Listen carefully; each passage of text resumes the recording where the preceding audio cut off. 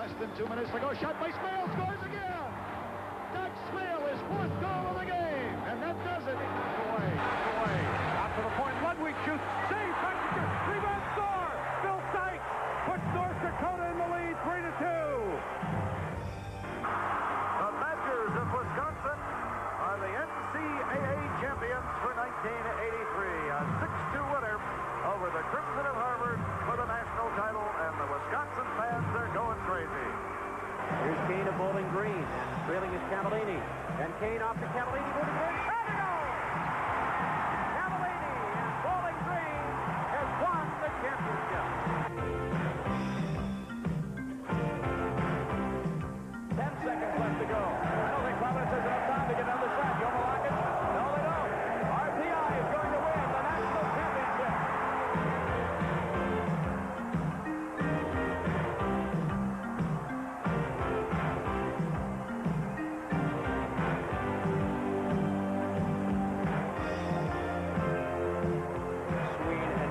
At the points.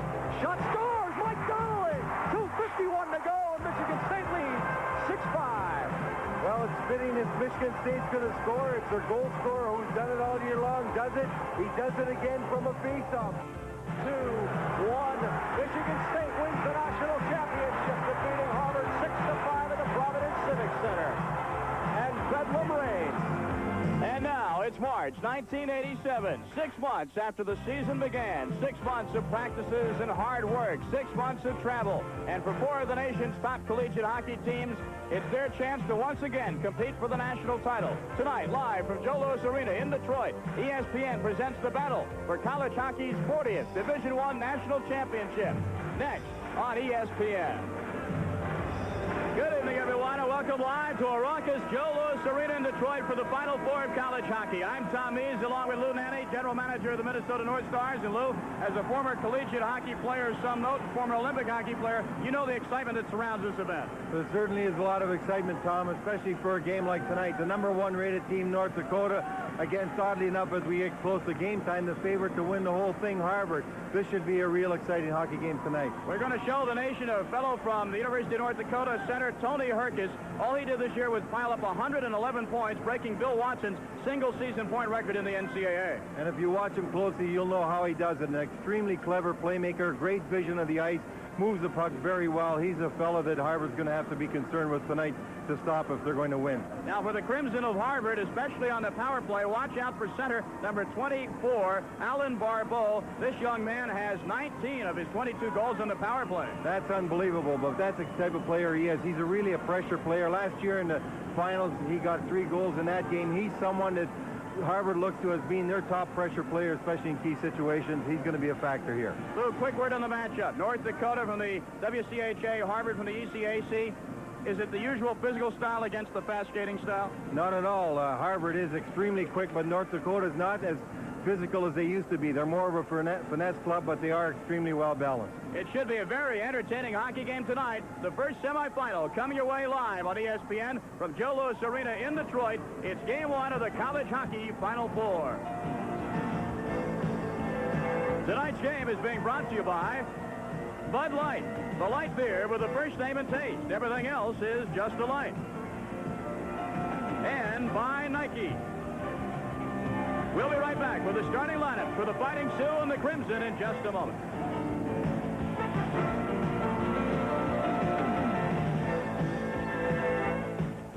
I love the look of his heavy beard, but when I want to get close... Announcing Noxzema for heavy beards. Its special energized foam turns that sandpaper into... silk. From Noxzema, the first shave cream for heavy beards. If water leaking through masonry walls is a problem in and around your home, use a paint that stops water. Drylock. My masonry waterproofing paint goes on easy, right from the can, to interior and exterior masonry walls. You see, Drylock penetrates the pores and expands as it dries to become a part of your wall. And it's guaranteed to stop water, even under pressure. But don't just take my word for it. You can see it stop water. Look for this display at a dealer near you. Domino's Pizza delivers quality.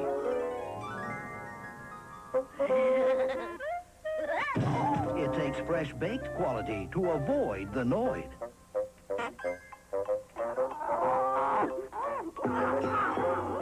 We keep the Noid out and all the quality in. So avoid the Noid. Call Domino's Pizza now for hot quality pizza. Domino's Pizza delivers. Leroy Neiman for the Sharp Color Copier. Vivid colors have always excited me in my art and my life. Now, for bright, winning colors, Sharp's advanced technology creates a full-color business copier. It copies from slides, makes transparencies, enlarges and reduces. From crisp black and white to full-color copies, you're the winner with Sharp. Art by Neiman, color by Sharp. How do I ever get along without it?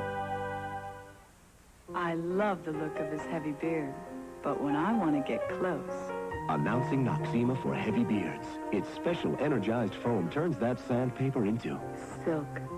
From Noxzema, the first shave cream for heavy beards.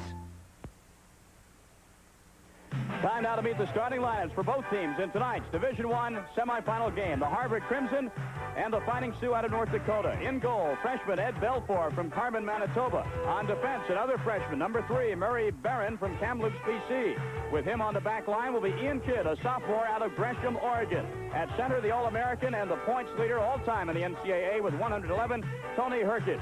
On left wing will be Captain Bob Joyce from Winnipeg, Manitoba. And on right wing will be freshman Brent Bobick. He is from Regina, Saskatchewan. And the coach, Gino Gasparini, in his 9th season. Now for the Crimson of Harvard. In goal will be Dickie McAvoy, the senior, who leads the NCAA in goals against average. On the back line will be number 4, Mark Benning. He's out of Edmonton, Alberta. Also with him on the blue line will be Randy Taylor out of Cornwall, Ontario. He is a senior All-ECAC. On the front line for the Crimson of Harvard, Alan Bourbeau, the power play specialist. At left wing, number 19, Lane McDonald out of Milwaukee, Wisconsin. Right wing will be the freshman C.J. Young, who's really come on after the holidays. And the coach of the Harvard Crimson in his 16th season in Cambridge, Mr. Bill Cleary. He's taken Harvard to the Final Four in 4 of the last 5 years. And there you have the starting lineups for the Harvard Crimson and the Fighting Sioux of North Dakota. We'll be back with the opening face-off of this semifinal game from Joe Louis Arena in Detroit in just one moment.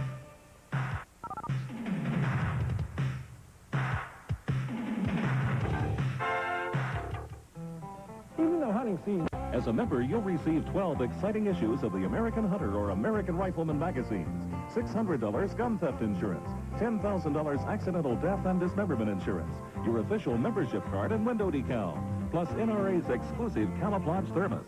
Call today and receive NRA's Sportsman's Bonus Book, packed with discounts and rebates from leading manufacturers of hunting, shooting, and sporting equipment. Call now. Join the NRA. It's worth it. And welcome back to Joe Louis Arena. We're set for the start of play. Harvard and North Dakota. Let's take a look at the officials who will be in control of tonight's contest.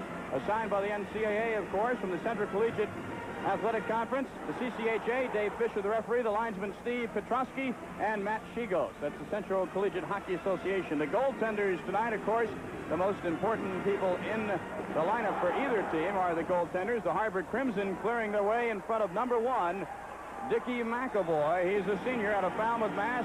And in goal, a freshman, Ed Belfour, number 29 for North Dakota. But he is not any fuzzy-faced kid out of high school, is he, Lou? That's right, Tom. He's an older freshman. He's a fellow that came down from Carmen, Manitoba this year. He likes a lot of different things. He enjoys drag racing. He was in the triathlon. He's an artist. He's a very good goaltender. Besides, Dickie on your left there, by the way, had an outstanding weekend last weekend against Bowling Green.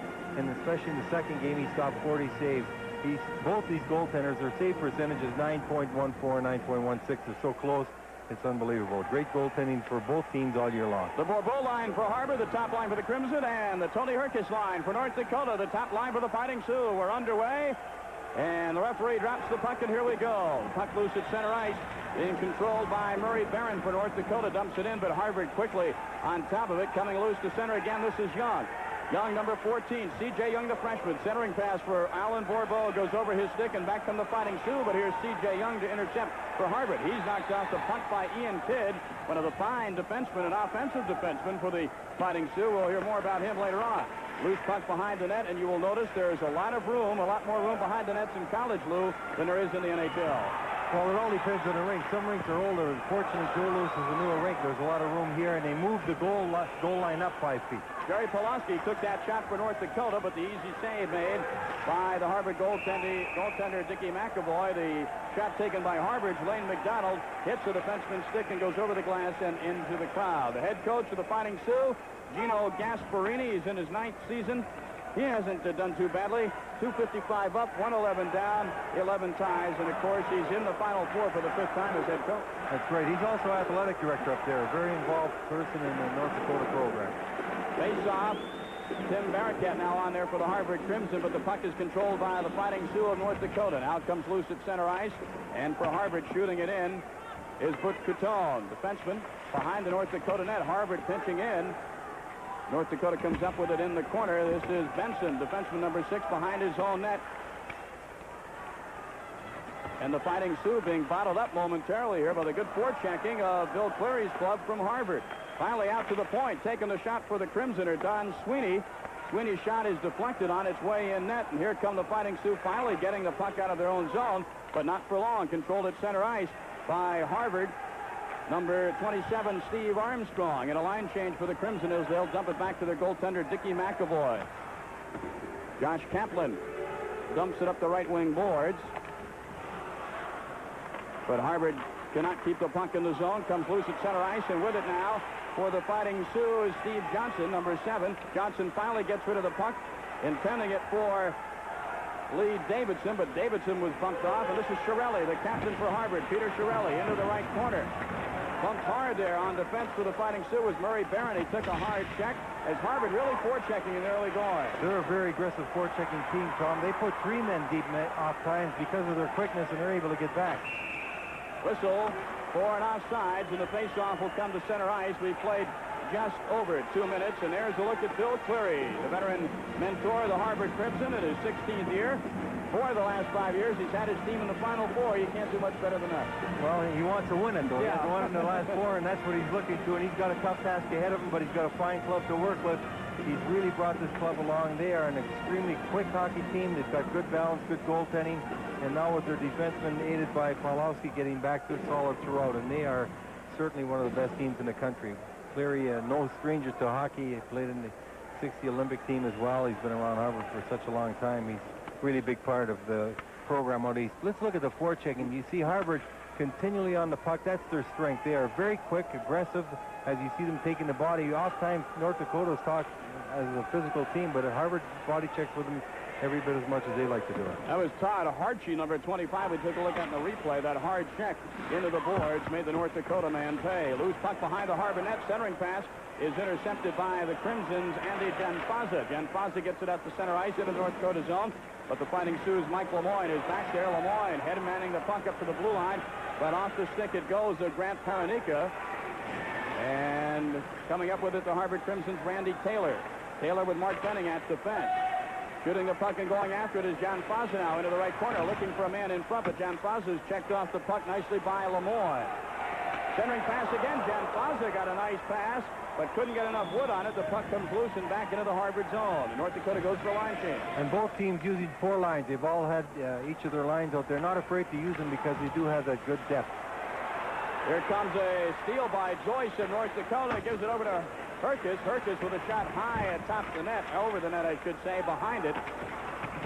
North Dakota keeps it in the zone. Again, they tried to find Herkus from the right point, but Harvard covers up. Puck gets through the legs of Barron, goes on into center ice. Fight for it there, and Barron gets it over to his defenseman, Ian Kidd. Ian Kidd is extremely good with the puck, as you see right there. He can move that puck up as well as anybody in college hockey. Tony Herkus 1-on-3. He's got Gretzky-like moves, some people say. It'll be interesting to see throughout the night. Now Harvard comes back 2-on-3, but North Dakota breaks up the play. And Herkus behind the net for North Dakota. Herkus to Joyce on left wing. He's ever dangerous. Joyce will take the shot to save by Dickie McAvoy. Herkus for the rebound. Cannot get a shot off there as he was marked pretty well by Harvard's C.J. Young. This is Herkus again. He'll wind up and take the slap. This one goes over the glass and into the crowd. Stoppage of play. 16:01 to go in the first period. There is no score between Harvard and the Fighting Sioux of North Dakota. Let's take a look at North Dakota's Bob Joyce, left wing. 50 goals this season, and he is extremely dangerous when he gets around the net because he's got such a good shot. He gets it away quickly. Perkins looks to him when they get in the offensive zone. He has been just as fine a goal scorer as North Dakota's ever had, and he's only a junior. This fella is really a good candidate for the Canadian Olympic team this coming year. Hello, Bob Joyce, 4 hat tricks this year, 50 goals, of course, a new University of North Dakota record. Here's Herkus, the slap shot right on, and the save is made by Dickie McAvoy. North Dakota starting to put some pressure on now in the Harvard zone. Crimson get it loose. Mike Lemoyne on the back line to pick it up. Puck comes loose at the blue line. Barraquette tries to hold it in, can't do so. And McAvoy steers it aside. Trumpetich almost had a play for North Dakota. Loose puck to the right of the goaltender McAvoy, but it didn't materialize. A lot of shooting the puck in and chasing by both sides. You don't see, except for Herkus, the guys carrying it in on their own too much so far. Well, they're checking pretty closely, and early in the game, the adrenaline's always flowing. It takes a little while to get into it and move it as smoothly as you'd like to. Soft shot from the blue line by Harvard is intercepted easily. Trumpetich with it now for North Dakota. Play is onside. Trumpetich down the slot. Goes over to the right wing, and the shot by Steve Johnson is a save just to the left of that man, Dickie McAvoy. Well, McAvoy really didn't have much to do there because of the angle, and he really had no problem stopping that shot. 15:05 to go, first period. Back with more in a moment. Who's that? The life of the party, that's who. There's a super party animal. His name is Buds McKenzie. When the sun shines bright on a cold Bud Light, he's in a party frenzy. He's Spuds McKenzie, the posh pooch of pop culture. Go, Spuds, go. Spuds, you're an animal. Go, go, Spuds, go, go. Ready to resume play. Game 1 of the NCAA Final Four college hockey. Semifinal game 1, Harvard, North Dakota, no score. Malcolm Parks will center for North Dakota against Todd Harchie of Harvard. I'm Tom Mees along with Lou Nanny. Harchie loses the draw to Parks, and they draw it back to the point. Fighting Sioux dump it in now. A lot of action in the corner. Finally, Todd Harchie comes up with it. Harchie to Shirelli, but just ahead of his stick. It'll go way back into the North Dakota zone, and it will be icing. Number 25, Todd Harchie, that you were just talking about, Tom. He's a real good athlete, a fellow that's gone down to Harvard from Anoka, Minnesota. Just as a freshman, he was a quarterback on the football team. He's also on the Harvard golf team. Extremely talented. Well, the road to the Joe, as they say in the WCHA, meaning Joe Louis Arena. North Dakota defeated St. Lawrence in the quarterfinals 9-4 in a 2-game total goal series. And also Harvard got here by defeating Bowling Green by quite a margin, 10 goals to 1 in their 2-game series in Cambridge, Massachusetts. Face-off just to the right of Dickie McAvoy. And it's Scott Kuberinski's line for North Dakota against Harchie. Loose puck, and Harvard comes up with it. This is Harchie. Ooh, dangerous pass across the slot, but it works, and Harchie gets a return pass and shoots it into center ice for Shirelli. Shirelli controls, he's onside, but he's 1-on-4. And here come the Fighting Sioux of North Dakota. Murray Barron headmanning the puck up ice. Hit it center ice, and the puck comes loose again. And firing a shot for the Crimson, Nick Caron. And falling on the shot, even though he made the save, was Ed Belfour. And Murray Barron, 6'3", 204-pound freshman, number 3 in front of that net for North Dakota, just clearing everything away for that man, Belfour. He wasn't going to allow anybody to come and slap at the puck and try and get it free from Belfour. An easy shot, but Belfour had the rebound right in front of him. Barron, with his back to the oncoming forecheckers, decided just to put it into Belfour and have him take a face-off. Well, Belfour's an interesting fellow. As you mentioned, he came down from Carmen, Manitoba, likes to drag race now and then, I understand. Well, he says goaltenders have to be involved in other things because of the demands of the job. Yeah. Here's the shot off the face-off, but again, Belfour falls on top of it, taking that shot for the Crimson. Don Sweeney, defenseman from the left point. One thing we've got to be aware of, both clubs have had problems in their own zone winning face-offs. They've been losing them there, and that's caused a few shots on goal because of it. There's Tony Herkus. You got a good close look at number 21 for the Fighting Sioux out of Thunder Bay, Ontario. Oddly enough, that's out there against the fourth line, and as Bill Cleary said, he doesn't try to match lines. Whoever's up goes. Harvard wins the draw again, and again the shot from the left point by Sweeney. It's steered aside before it gets to the goaltender Belfour, and here we go up the other way. North Dakota breaks out of the zone. Doing a nice job, though, is Harchie back-checking and gets his man off the puck. Sweeney has to come back and cover up, though, to Rick Haney. But North Dakota intercepts at the blue line, and lofting the shot was Tom Benson. It hit somebody and almost came in dangerously on the Harvard goal. Actually, it hit Bob Joyce, and he had to stick over his shoulder. That whistle would have gone, or should have gone, because definitely that would have been an illegal goal. Josh Kaplan tried to shoot it into the North Dakota zone for Harvard. Doesn't work. And back come the Fighting Sioux. Lee Davidson, I should say Brent Bobick, had the puck momentarily, and picking it up for the Harvard Crimson on defense is number 12, and that's Andy Danfazin. Both teams going for a line change now, and this is number 3, Murray Barron with the puck. Barron just dumps it into the Harvard zone. It'll be icing. 13:22 left to go in the first period. We'll be back with more in a moment. In Marysville, Ohio, it doesn't take much to draw a crowd. Just up and died. That's because Marysville is the home of Scott's Lawn Products. Could have used some egostral biosynthesis inhibitors. So people understand how different Scott's products are. And Trinized carrier bond and nitrogen. So different, they're guaranteed.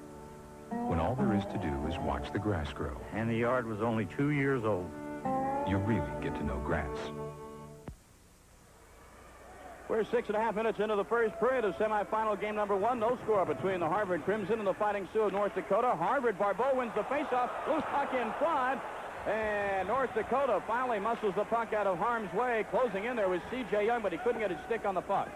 Not a very good lineup by North Dakota in their own defensive zone. Maybe we'll get a chance to look at it later. They had the shooter all alone in the slot. Harvard did. He wasn't protected. McDonald to Bourbeau. He's got Young breaking in. Bourbeau takes the shot and the kick save by the goaltender Belfour. And Barron is back for North Dakota. Puck comes loose. C.J. Young behind the net looking for a centering pass. Bourbeau is open in the slot, but he'll go to the point. The shot and the save. The shot was taken from the left point by Jerry Pulaski, and a big save by Belfour. And the points for Harvard are being left alone. Anytime that puck comes back to them, they've got a great deal of time to look and shoot because North Dakota's forwards are sagging so deep in their own defensive zone. Butch Catrone on for defense now for Harvard. Dumps it in the North Dakota zone. But the Fighting Sioux, Lemoyne kicks it right back out again. Doob is hassling for the puck with 2 members of the Crimson. North Dakota dumps it into the zone, but Harvard's Pulaski is back. And a whistle. And we're going to have a face-off to the right of Dickie McAvoy, the Harvard netminder. Hitting the puck above the shoulders with the stick, the face-off coming back to McAvoy's left. When we were talking about the face-off setup, Belfour has to make a save because the fellow from North Dakota, the wing's all alone on the right, and you see the slot man. Well, we got a shot from the point there, but before that, the slot man at the top of the circle was Wayne McDonald. No one's going out to take him, so when the face-off's won, he's got plenty of time to take a shot. So North Dakota and Harvard facing it off to the left. Goaltender Dickie McAvoy. Faceoff comes back to the point, and the shot there by the defenseman Tom Benson again is short-circuited on the way to the net. North Dakota with a loose puck behind the Harvard goal, but coming up with it for the Crimson was Randy Taylor, and Taylor gets it out into the neutral and finally into the North Dakota zone. Doob with the puck in his own zone is bumped off. But coming back the other way is Koborensky, Scott Koborensky. He'll give on the left wing. The pass and the shot is taken again by Koborensky. Shot was wide, though. A scramble behind the Harvard net. And the Crimson are being pressured in their own zone. Randy Taylor again comes up with it and rescues the situation. North Dakota shoots it back in. Both teams, of course, using the jump-in style to get the line change, as is common at all levels of hockey. But even when they're at full strength, even when they don't change, they're basically dumping and chasing early on.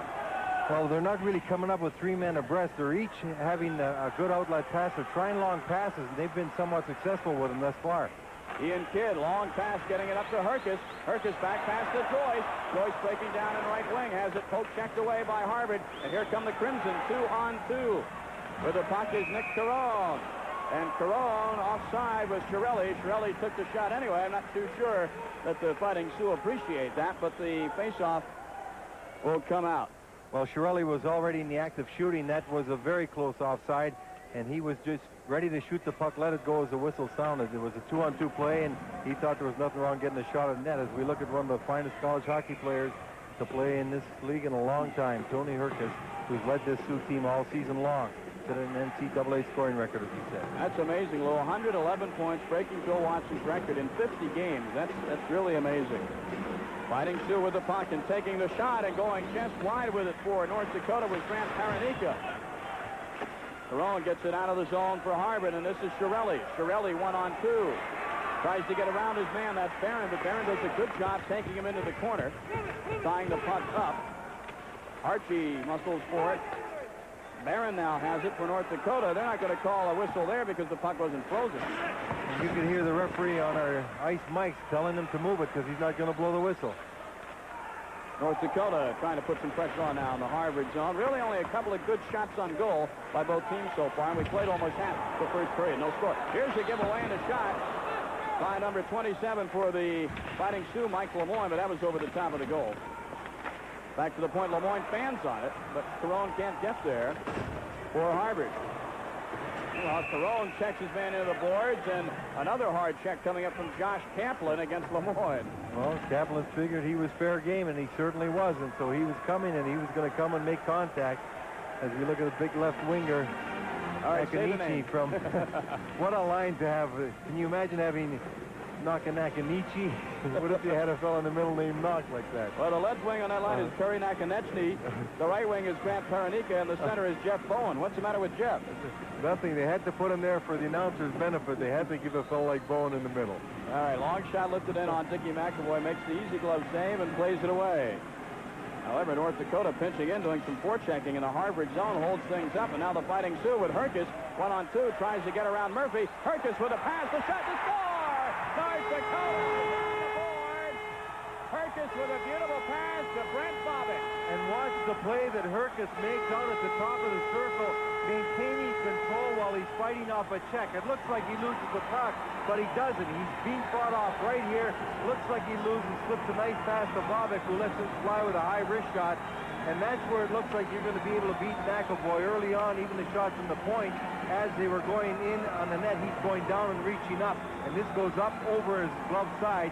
You see him just reach up, and a fine shot by Bobick, putting North Dakota ahead as they get the first good scoring chance with 9:43 to go. The Fighting Sioux leading Harvard 1-0. Brent Bobick scores at 10 minutes, 17 seconds to the first period in the first goal of the college hockey Final Four. The assist, of course, one will go to Tony Herkus. On a play like that, you should give him two. Just previous to where our replay was, he was fighting two men to get away from him, and he made a fine play to Bobick. Herkus and Lemoyne get the assist, and this is Tony Herkus. The Fighting Sioux break out 2-on-2. Herkus trying to let the back pass go, but comes around and gets the puck again. Fighting Sioux continue to keep the puck into the zone. Hard check by Pawlowski behind the Harvard net, gets the puck loose. But North Dakota is there pinching in, doing some nice forechecking. They certainly are, but they've got to watch they don't get caught because they continue to have that puck. Oh, Lane McDonald is put down hard with a nice hip check by the Fighting Sioux, number 17, and that's Russ Perrin. North Dakota continues to have that puck just deflected by the defenseman. Harvard's had some opportunity to come down ice. Usually it's been a one-on-one, but we almost had a two-on-one there, and North Dakota has to watch if they don't get a two-on-one situation. Watch his fine body check right along the boards. And as Harvard was able to free that puck, a hip check right here, flipping the man right over. Good body check, and Harvard now starting to see North Dakota using their body somewhat. You don't see the hip check much anymore in professional or collegiate hockey that much. Well, it requires a great deal of timing, and you also have to watch. Because if you miss the man, you're leaving yourself wide open. Quick shot on goal. Harvard peppering the net, and Belfort came up with a couple of nice saves. Oh, having a good chance on goal that time for the Harvard Crimson. Steve Armstrong and also Tim Barraquette, number 21, had a good quality shot. And Barraquette's a fellow that's got a lot of goals, 32 goals for him. Very dangerous around that net. Armstrong tries to keep it in, gets it back to the point for the weak shot in on goal. Loose puck in front. Harvard can't seem to get the stick on the loose puck. This is Taylor keeping it in, but now North Dakota breaks out 2-on-2. Trumpetage with the puck. Looks to center it. Does so. And a shot taken in there by the University of North Dakota. Steve Johnson, and the net comes loose, and words are exchanged. Well, Steve Armstrong on the back check puts Lee Davidson right into the net with a nice back check, but you have to watch the save by McAvoy. He made a great skate save. It was a fine pass over to Johnson on the right. Johnson, number 7, was moved to the right wing, and he's a great goal scorer. Balfour had to make a save earlier to start that play out when we had Armstrong and Barraquette all around him right here, and you see right out in the slot Armstrong trying to put it away. But as they come down ice, a fine play by Krumpetich over to Armstrong, and Armstrong to Johnson. Johnson lets fly with that shot, and a great skate save. Here's a good play by Krumpetich over to his right side, and Johnson very dangerous coming off that wing right here. Makes a good, look at that skate save, a good shot down low. And Davidson put into the net by Steve Armstrong. Kovarensky and Hartshee on the faceoff, and Hartshee wins it for the Harvard Crimson to Josh Kaplan. Kaplan, though, is intercepted by Kovarensky. Kovarensky's centering pass is in turn intercepted. And putting a loose shot on goal was Mickey Krumpetich for the North Dakota Fighting Sioux. And the puck comes loose to center ice. And this is Hartshee with it. He is double teamed off the puck, but he goes after it in the corner anyway and keeps it loose. Hartshee still after the puck. Still being bothered by 2 North Dakota players, and he'll muscle it into the corner. North Dakota comes up with it. Coming up with it for the Fighting Sioux, number 15, Scott Kovarensky. Kovarensky with the puck inside the blue line with a bullet. But that is batted down on the way to the goaltender. Shirelli is being hassled in there by the Fighting Sioux. Randy Taylor. And finally Harvard gets the puck back in the North Dakota zone. And Harvard's trying quite a few passes across the middle in their own zone. Very dangerous passes. If one of those gets picked off, a shooter's going to be able to walk in for North Dakota home free. Josh Kaplan up the center ice. Harvard shoots it into the right corner, and a whistle. John Murphy shot that puck in with 6:59 left in the first period to score. North Dakota 1 and Harvard nothing.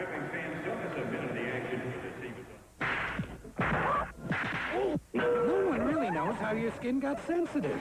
But if it is, try the shave cream with more advanced lubricants than any other. New Gillette Foamy for sensitive skin. Yes. For everyone on the proverbial fast track, NEC introduces Multispeed, the world's fastest portable computer. Take the multi and run.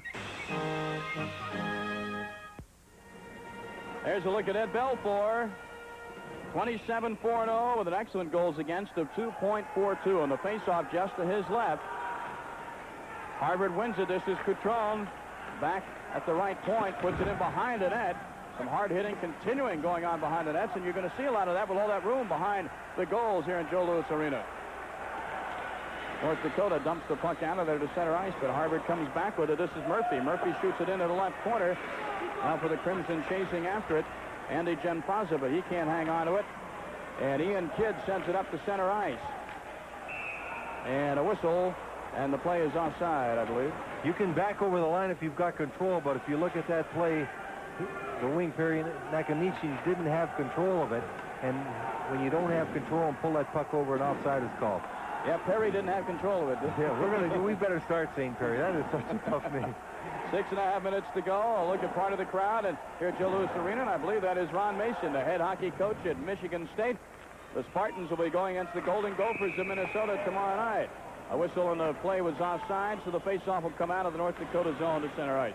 And that should be an exciting game also. 2 big physical teams that like to use their weight. And Michigan State even bigger than Minnesota, and they've been very, very solid throughout the season. They had to beat a tough Bowling Green team right here in the CCHA Championships and then beat out Maine, and Maine had a fine squad this year. Yes, they did. Maine got into the quarterfinal round. They were beaten, of course, by Michigan State, as you mentioned, in the 2-game total goal series. Harvard tries to do some forechecking and put some pressure on, but outbreak the Fighting Sioux. They have a 3-on-2 break now. North Dakota controlling the puck beautifully and shooting is Herkus. Boy, he is really something. Joyce now in the left corner. Herkus tries to break up the clearing pass, gets it off the stick of C.J. Young, but Young, for Harvard, gets it to Mark Benning. Benning briefly out to center ice, but here come the Fighting Sioux again. Herkus is cruising down the slot, but the North Dakota player, Tom Benson, could not get the puck to him. Joyce pinches in. He keeps it loose. Herkus goes for it, but can't keep it in. And now breaking in is Lane McDonald on left wing. 1-0 North Dakota. 5:33 left to go first period from Detroit. This is Tom Benson. Pass for Herkus goes over his stick, comes loose to center ice. C.J. Young trying to hit McDonald at the red line, cannot do it. And the puck coming loose again in the Harvard zone, but back with it is Taylor. Taylor looking, dumps it in on the goaltender. You always have to be careful of those bouncing pucks, and Belfort takes great care. Harvard now looking for some people pitching in from the blue line, but the pass misconnects, and here comes Trumpetich for North Dakota to Steve Johnson. Johnson still with the puck. Back pass to Trumpetich. Trumpetich has an open man on the point, can't get the puck to him, and Harvard comes out 3-on-3. Here come the Crimson. Over the blue line, Steve Armstrong cannot control the puck, and Ian Kidd carries it to center ice. Kidd is known to carry it a lot further than center ice on occasion, but this time the play is offside. He likes to handle the puck, and he'll rush with it, but he's also got a great view of the ice in front of him, and when he sees an open man, he moves up very quickly, especially when he's on the ice with people like Herkus. You look at Ian Kidd last year, he was drafted in the supplemental draft first, but he was ineligible, so he's still a free agent. He's been an extremely solid hockey player for this club for 2 years, and Gino Gasparini looks to him in all tight situations, and he's a big factor on the power play as well. Face off just to the Harvard side of center ice, just to the right of the blue line, separating the Harvard zone from center ice, and the puck comes behind the North Dakota zone. And here come the Fighting Sioux, moving it easily. This is Koborensky into the Harvard zone. He's 1-on-3, and a whistle on the first penalty of the hockey game. I believe it's going to be Koborensky going 2 minutes for tripping. He will be going for tripping Don Sweeney. He had the puck. He lost it. Sweeney was moving towards it. Koborensky on his knees just took the legs out from under Sweeney. Harvard getting an opportunity to use that great power play that they've had this season. And they have the opportunity here to tie the score with North Dakota leading 1-0. You see him reach out and just pull Sweeney down right there. That was no dive. That was a legitimate trip. So Koborensky gets 2 minutes for tripping at 15:40, and the Harvard power play, 36.2% efficiency. This is something to watch. Of course, North Dakota's going to try and play keep away, and Herkus is on there, along with Ian Kidd. Borbeau tries to pressure him, but Kidd backhands it to center ice. Harvard gets it now. Barakat trying to set up a play down the North Dakota zone, but Herkus is there to help. Well, I thought he was going to bump it out. He does. This is Joyce, 1-on-2. He's going to try and rag the puck, see if he can get loose for a play on McAvoy. But he dump it in behind or into the left corner, just using up some time. And Harvard hasn't come close to setting up a play yet. No, they haven't. And one thing North Dakota has to do is make sure if a fellow like Alan Borbeau, 24, doesn't get it. He's got 19 power play goals. Borbeau with the puck now. Borbeau cruising into the left corner, trying to hit somebody at the blue line, but again, the play misfires, and this is Herkus. 1:13 left to go in the Harvard advantage.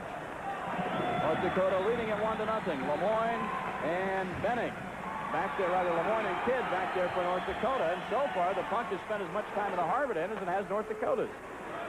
And Tony Herkus, a very dangerous man when killing the penalty. He'll try to score. Here's Alan Borbeau breaking in. Borbeau 1-on-3, centering pass for Barakat, goes just wide to the left of the goaltender. Taylor now at the right point. Harvard for the first time setting up. 45 seconds in the power play advantage. Lane McDonald can't get the puck past Belfort, who holds his ground. Covers the short side real well. And North Dakota dumps it out. Belfort not only held his ground, he stood up. He's a real good stand-up goaltender, and he cut that angle. He stayed tight on the pipe when Borbeau moved to the right and gave him nothing to shoot at. Harvard with 25 seconds left in their power play advantage. And so far, only that one little play, that one little sortie on Belfort. Here's Borbeau, fakes the windup. Centering pass down the slot, cannot connect with Barakat. And the puck comes loose to North Dakota. The penalty is over. Tom Benson, 8 seconds rather left in the penalty. For all intents and purposes, it's over as Benson and North Dakota ice the puck. 3-2-1, and now the sides are even with 2:20 to go in the period. Benson fires it back in. Going back for the Harvard Crimson is Butch Coutone. Coutone with the puck, number 6. He's forechecked very well there by North Dakota's Johnson. Sweeney, 2 minutes and 2 seconds left in the period. This is C.J. Young for Harvard. He's bodied off the puck by the North Dakota number 17, the defenseman Russ Perrett. Trumpetich with it now. Poke check by Barakat. Puck loose at center ice. Who's going to come up with it? North Dakota finally, with 1:37 left to go in the period. Live action from Joe Louis Arena in Detroit, the NCAA College Hockey Final Four. North Dakota and Harvard. Fighting Sioux lead it 1-0. Here's a steal by Johnson in the Harvard zone. Johnson in the shot by Herkus. He got off a quick one. Quick little wind-up shot there. Not a wrist shot, but not a full slap shot either. Went over top of the goal, and here come the Harvard Crimson 3-on-3. This is Shirelli. Shirelli dumps it in on the goaltender Belfour. Harvard now trying to put some pressure on with 1 minute to go in the first period of play, but Joyce intercepts for North Dakota. And here come the Fighting Sioux into the Harvard zone, but the play is offside. Joyce was offside on the right wing. 53 seconds to go in the first. It's 1-0, North Dakota. Be right back, Pop.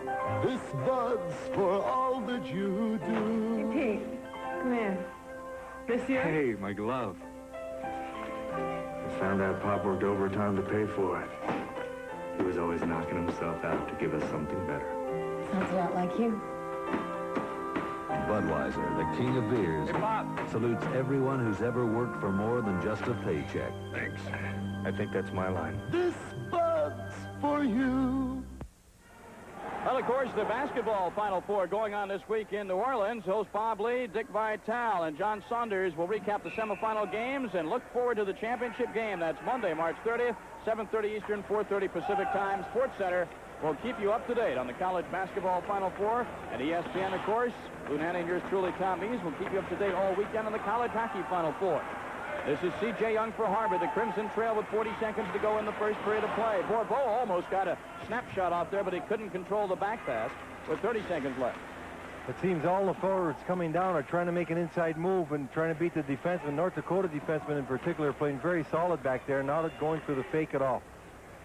Puck loose at the blue line. With it is Bourbeau. Nice little spin move to Lane McDonald. 18 seconds left in the period. This is Tony Herkus. He's seen a lot of ice time here in the first period. Why not? He has 111 points on the year. Herkus goes down. The North Dakota people want a penalty. They won't get it. C.J. Young took him out of the play, and this should draw to a close the first period with only 2 seconds left. And that is it. After 1 period of play, the goal by North Dakota's Brent Bobick, the only marker.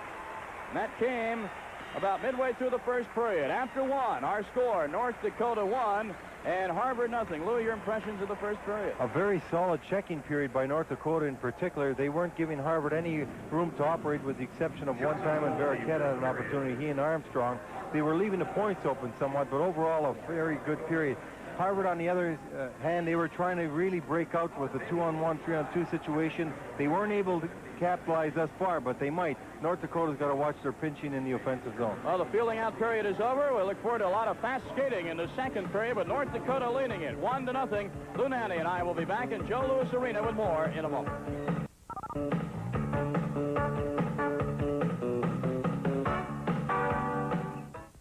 How'd you like to give your wife the island of her dreams, complete with running water, this clever hidden garbage bin, and this beautiful countertop? Well, it's easy with a home repair and improvement series from Time Life Books. Now, I've always been a pretty handy guy, but these Time Life books taught me things that usually only professionals know. Now I use my tools more effectively. My projects get done sooner, and they're built better, too. Yes, you too can sharpen your skills and get the satisfaction of professional results with the Home Repair and Improvement Series from Time Life Books. Call now to examine your first book, Kitchens and Bathrooms, free for 10 days. Keep it and others will follow, one about every other month. With your paid order, we'll also send you this 12-foot Stanley tape measure as a free gift. So find out what a valuable addition this series can be to your workshop. To examine kitchens and bathrooms for 10 days, call 1-800-248-1300. Keep it and pay just $10.99 plus shipping and handling. With your purchase, you'll also receive the Stanley tape measure as a free gift. So call 1-800-248-1300.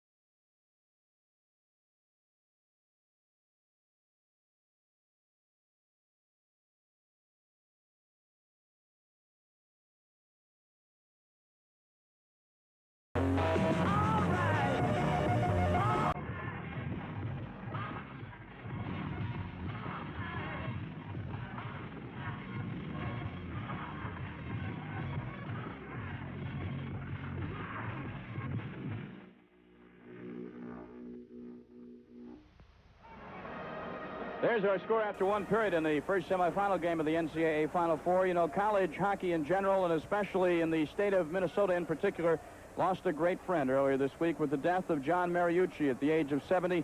Mr. Mariucci succumbing to cancer. In the state of Minnesota, John Mariucci was known as the godfather of amateur hockey in that great state.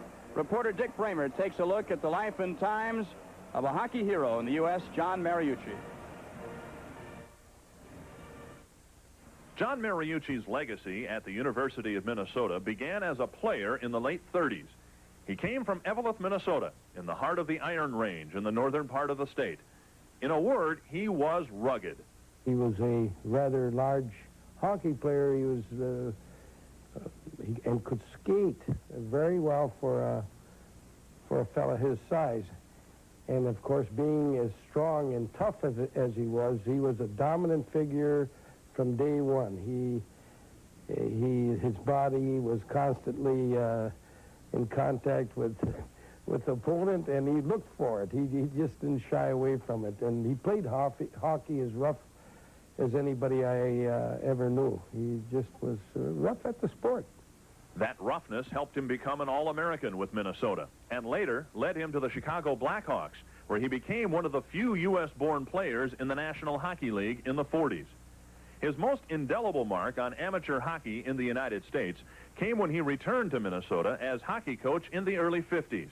He believed that, given the opportunity, Minnesota-born and bred hockey players could play on equal terms with the Canadian players who crossed the border. In his 14 years at Minnesota, he coached a number of NHL stars and 2 future Minnesota coaches, Herb Brooks and current coach Doug Woog. He was a clown. He was funny. He was enjoyable for people to be around. And I think the thing that I remember most about John is that he was for the Minnesota player. And another thing I remember, he never spoke negatively about anybody. Everything was on a positive. If he didn't have anything good to say, he just didn't make a comment about it. Ironically, the real fruits of Mariucci's allegiance to the Minnesota player did not develop until he left the program. In a 6-year period in the early 70s, the University of Minnesota team, made up almost exclusively of Minnesota homegrown hockey players, made it to the NCAA title game 4 times.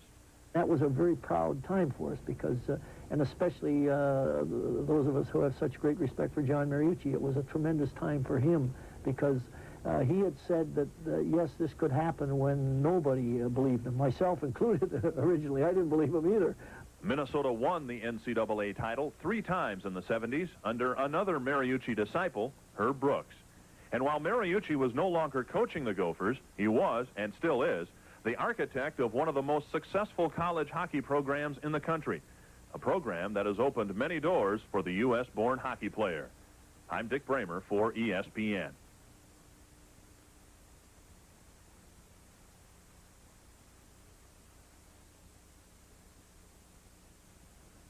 The upset of the week is brought to you by Pepto-Bismol. For most common stomach discomforts, the one that coats is the only one you need. The Syracuse University basketball team arrived back home after beating North Carolina 79-75. The Orange Men advancing to the Final Four in New Orleans, and head coach Jim Boeheim proud of his team. I thought the biggest thing that won the ball game is we just wouldn't lose. You know, they came back. They're a real good basketball team. I've had them 1 or 2 all year long, and we just wouldn't lose the ball game. Soon this street will be teeming with people, tasting exotic foods from all over the world. Thank you. Is it good? Good and spicy. Now Anne is about to experience a problem that's universal.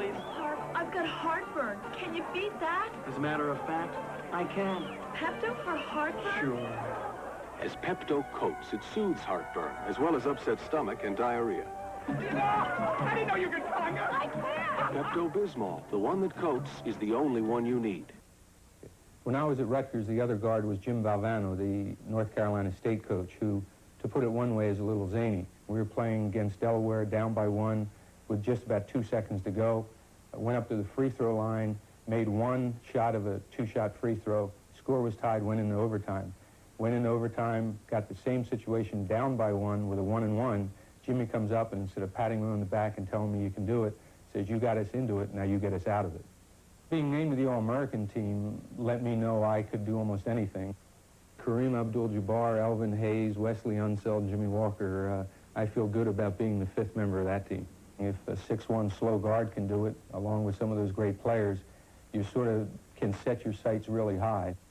The athletics, for me, let me pick and choose between 50 or 60 schools and let me pick one as good as Rutgers University. I would have gone, but maybe not to a school as good as Rutgers. This message furnished by the NCAA. And welcome back to Joe Louis Arena. Tom Mees with Lou Nanny. And on Brent Bobick's goal, North Dakota's Fighting Sioux leads this game 1-0 over Harvard. Any surprises to you in the first period, Lou? Yeah, I think a great deal of surprise the way North Dakota was able to bottle up Harvard's offensive attack. Realistically speaking, they didn't give Harvard anything, even though Harvard had 11 shots. They had one opportunity in front of the net, but most of Harvard's shots were perimeter shots or from the blue line. One thing North Dakota's going to have to do is pay a little more attention to Harvard's blue line in their own defensive zone.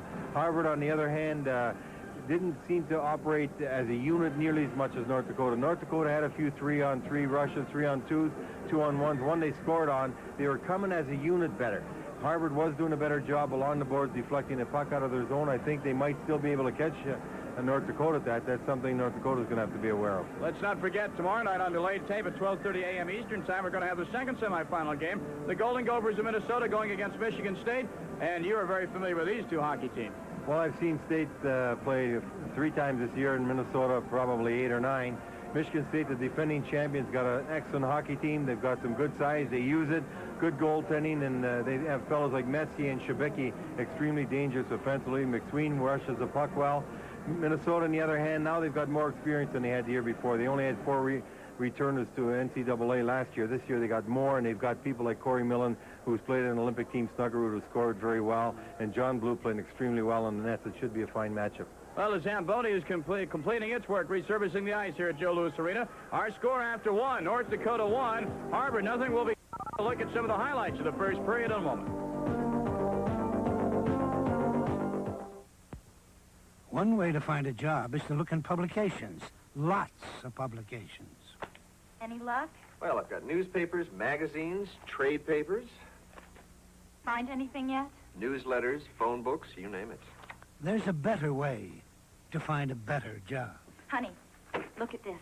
The National Business Employment Weekly. It's published by the Wall Street Journal. It lists hundreds of high-paying jobs all across the country. Now, what about managerial jobs? Managerial, professional, technical, sales like mine. It even has articles on interviewing, writing a better resume, and how to succeed once you get the job. What am I doing with all of these now that I have the National Business Employment Weekly?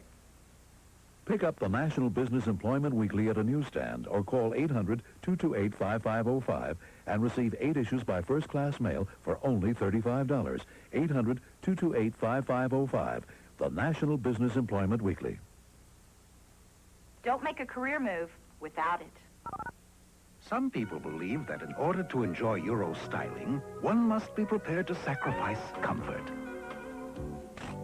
But not the people at Spidell. Introducing the Euroflex watch bracelet collection for men and women. European styling with a patented American twist. Euroflex watch bracelets. Style without sacrificing comfort. Spidell. No one attaches more importance to your watch. Get a $25 rebate on any Spidell quartz watch at participating jewelers. I love the look of his heavy beard, but when I want to get close... Announcing Noxzema for heavy beards. Its special energized foam turns that sandpaper into... silk. From Noxzema, the first shave cream for heavy beards. Saturday, one of the most exciting games in ESPN's March of Champions. The NCAA Hockey Championship has always seen an all-out effort by the nation's best. Live Saturday night at 8 Eastern on ESPN. Bobick from Hercus and Lemoyne. That's the combination that has given the Fighting Sioux North Dakota their 1-0 lead. Brent Bobick, it's true he got the goal, Lunani, but he had some able help from Lemoyne and also Tony Hercus setting him up. Well, Hercus takes that pass from Lemoyne, and he makes an outstanding play at the blue line. He has to fight off the checkers right here. Look at him go through 2. It looks like he loses the puck. He maintains control. That's what good players do. Fine pass to Bobick, and Bobick makes no mistake putting up and over McAvoy. Bobick got the puck where he had to, up in the upper corner, because as McAvoy's coming out, he's going down somewhat. He leaves that upper corner open. But look at that stick work by Herkus. He really can handle that puck. He fights off checks and puts this man in all alone. Bobick makes no mistake. Now, a lot of hard hitting as well in the first period. Yes, North Dakota isn't the typical hard hitting team that we've known for several years. They have a lot more skaters on this club. But they were a victim to some hard hitting by Harvard. Lee Davidson, one of the centermen for North Dakota, really took a hard hit in front of the Harvard goal. Well, Davidson's going to the net like he should, as North Dakota's got an opportunity to score, but he's taken into the net by Steve Armstrong as the shot comes from the right side by Steve Johnson. A great leg save right here.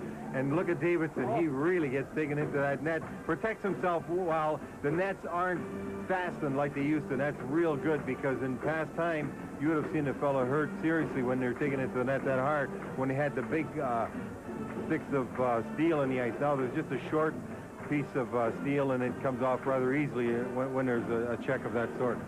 Harvard had a couple of chances, of course, especially when they were on the power play. They had their best chances. Here's a couple of chances by Harvard. This is Barracat with a shot and a loose puck in front, and Belfort had to really be tough to keep the puck out of the net here. This is at the end of a power play, and Steve Armstrong again looking to get that pass out front. He misses.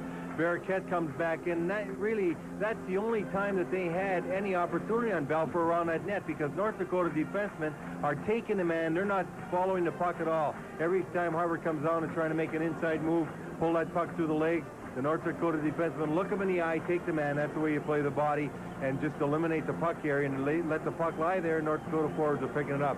They're playing very solidly, especially in front of their own net. There were those who thought coming in that Harvard would have the advantage of speed. As you see the Crimson come on the ice, Lou, the North Dakota people have showed that they're, able to keep up with them. Well, North Dakota has got good speed, but Harvard's by no means out of this game. They still have to get their offense going, and they do have the capability to get it going. They really have to capitalize on North Dakota's little mistake, not try so many long-distance passes in their own zone.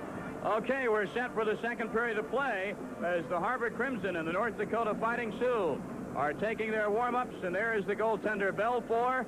On the other end, of course, is Dickie McAvoy.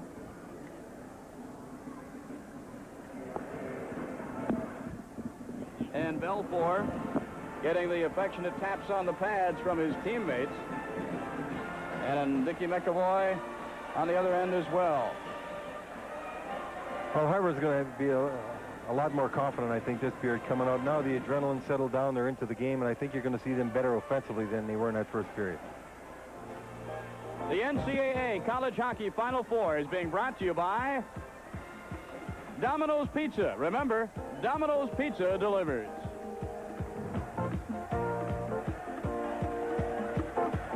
All right, we're set for the second period of play. Tom Mees along with Lou Nanny.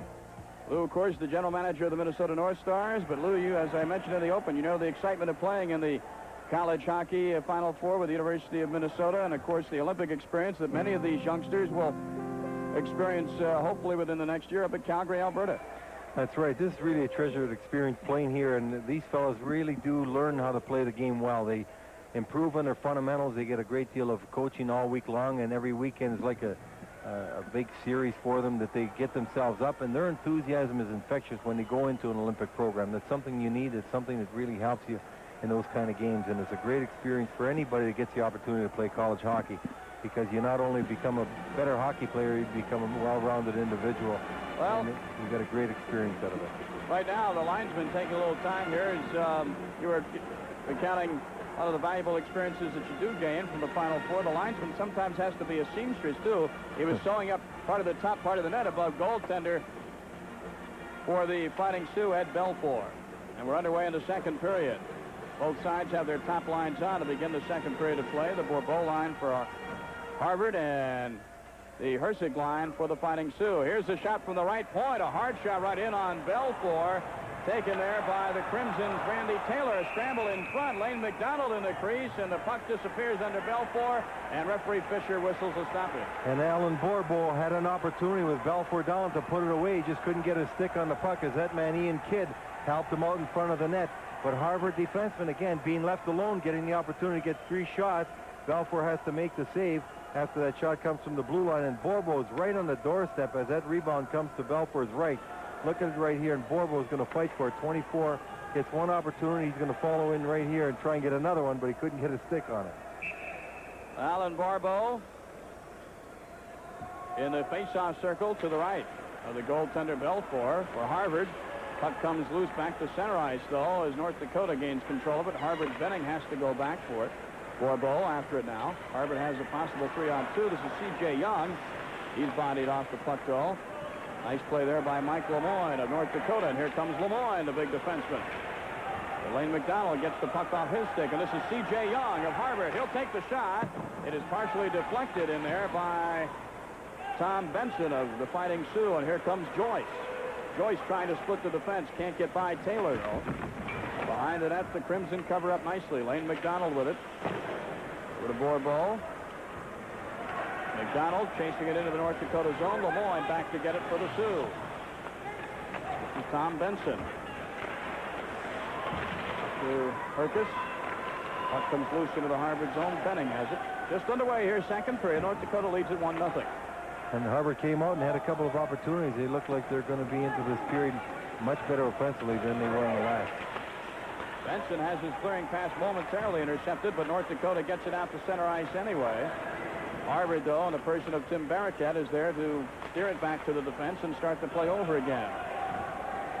Harvard Paul Howley on the ice for one of his rare shifts of the night, and the pass into the North Dakota zone is whistled for an offside, or icing, I should say, and it will come back to the faceoff circle left of Dickie McAvoy, as Bill Cleary looks a bit concerned. Well, he would be. He saw North Dakota in that first period not give them very much. He knows North Dakota is a good offensive hockey club, but now he sees that they're also good defensively. He's trying to get his players going. You were talking about Paul Hawley, by the way. He's on the right side of Barracat's line there because Chris Biotti sitting out a game suspension with a spearing penalty in the last game against Bowling Green. That's right. Spearing or fighting, of course, in college hockey is penalized by being ejected from the game and having to sit out the next game as well. Bill Biotti is not playing tonight, but should Harvard win, obviously, he would be in the lineup on Saturday night in the championship game. This is Barracat behind his own net for the defenseman Sweeney. Sweeney with a puck now to Josh Kaplan. North Dakota doing some forechecking in the Harvard zone, but it comes out to center, and this was Howley with it. Barracat waits at the blue line to start the play onside again, and Josh Kaplan tries to fire it in. Howley does, backhand it into the zone. Rushing for it is Steve Armstrong. Armstrong, though, is double-teamed. Kidd hit him first, and the puck comes loose, but Barracat just dumps it back in the corner, and this is Peter Chiarelli after it for Harvard, but Ian Kidd is there first for North Dakota. Here come the Fighting Sioux. Murray Barron. He'll take a shot high over the net and into the crowd, so the clock stops with 17:19 to go in the second period. As you see on that play, North Dakota defensemen are not afraid to go with the puck or go with the flow, breaking out of the zone that time. Murray Barron was the head man. He's a defenseman. He saw the opening, and he came right out. You see him right here coming up ice, and then as he gets over the blue line, he's going to take a shot, but getting that shot deflected is something you don't want to do. When you're a defenseman, you're getting in the zone, just put that puck on the net, get back in position, let your forwards do the work. This way it calls for a stoppage of play. Archie will face it off with Scott Kovarinsky. Kovarinsky wins it back to Lemoyne. Lemoyne's shot is blocked, and this is Coutone dumping it into the North Dakota zone. Perrette goes back for it. Coutone was looking for a penalty, but the referee decided that there was no tripping penalty, and so nothing is called, and here comes North Dakota. Shot right on. McAvoy, the rebound, coming in there with a nice shot for the University of North Dakota Fighting Sioux was Scott Doob, number 19. And North Dakota puts the puck. Lemoyne puts the puck over the glass into the crowd. Another stopper. And Lemoyne had to come all the way across because Russ Perrant was all the way down in the corner, very deep. Fortunately, Lemoyne was able to beat Harvard to that puck. Otherwise, that would have been a 2-on-1 play. That's the one play that would concern me if I was North Dakota thus far. Their defensemen are gambling deep, and they're gambling early, and sometimes they don't have anyone backing them up. And if Harvard, with their speed, ever able to just deflect that properly, they're going to get a good chance 2-on-1 in situations such as that. John Murphy wins the faceoff at center ice for the Crimson. Harvard shoots it in briefly to the North Dakota zone. This is Benning. Harvard's got a 4-on-2 situation, but Perrant with a nice play to dump it out. And back for the Fighting Sioux comes number 19, and that's Scott Doob. Puck comes loose behind the net. And Harvard controls it again. Dumping into the zone. Perrette goes for it. Parks bumps him off the puck. Nice play by Parks to get back there. Loose puck in front of Belfour, and covering up again is Doob. Scott Doob from Park River, North Dakota. And an icing call on the Fighting Sioux. 16-17 to go. Second period. 1-0 North Dakota. Domino's Pizza delivers quality.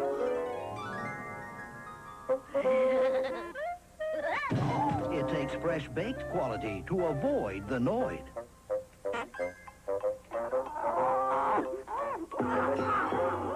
We keep the Noid out and all the quality in. So avoid the Noid. Call Domino's Pizza now for hot quality pizza. Domino's Pizza delivers. There's our score. Tom Mees with Lou Nanne back at the Joe Louis Arena in Detroit. First semifinal, the college hockey Final Four, men's Division I. Harvard trailing North Dakota, and Herkus will be facing off against Alan Bourbeau, just to the left of the North Dakota netminder, Ed Belfour. Linesman calls things to order, drops the puck, and North Dakota takes off after winning the faceoff. Chasing after the puck for the Fighting Sioux into the left-hand corner is Gary Kaiser. Harvard now pinching in. That's Kaplan and Young. Bourbeau to C.J. Young, and Young knocks it ahead to center ice. And this is Lane McDonald back for Sweeney. Sweeney down the slot. Sweeney, though, is bumped off nicely. Recontrols the puck. Couple of deflections in front. Lane McDonald almost got a good shot. Just couldn't get the stick down in time. McDonald again sends it behind the net. So Harvard with a brief flurry there. Puck still loose in the North Dakota zone. This is Young.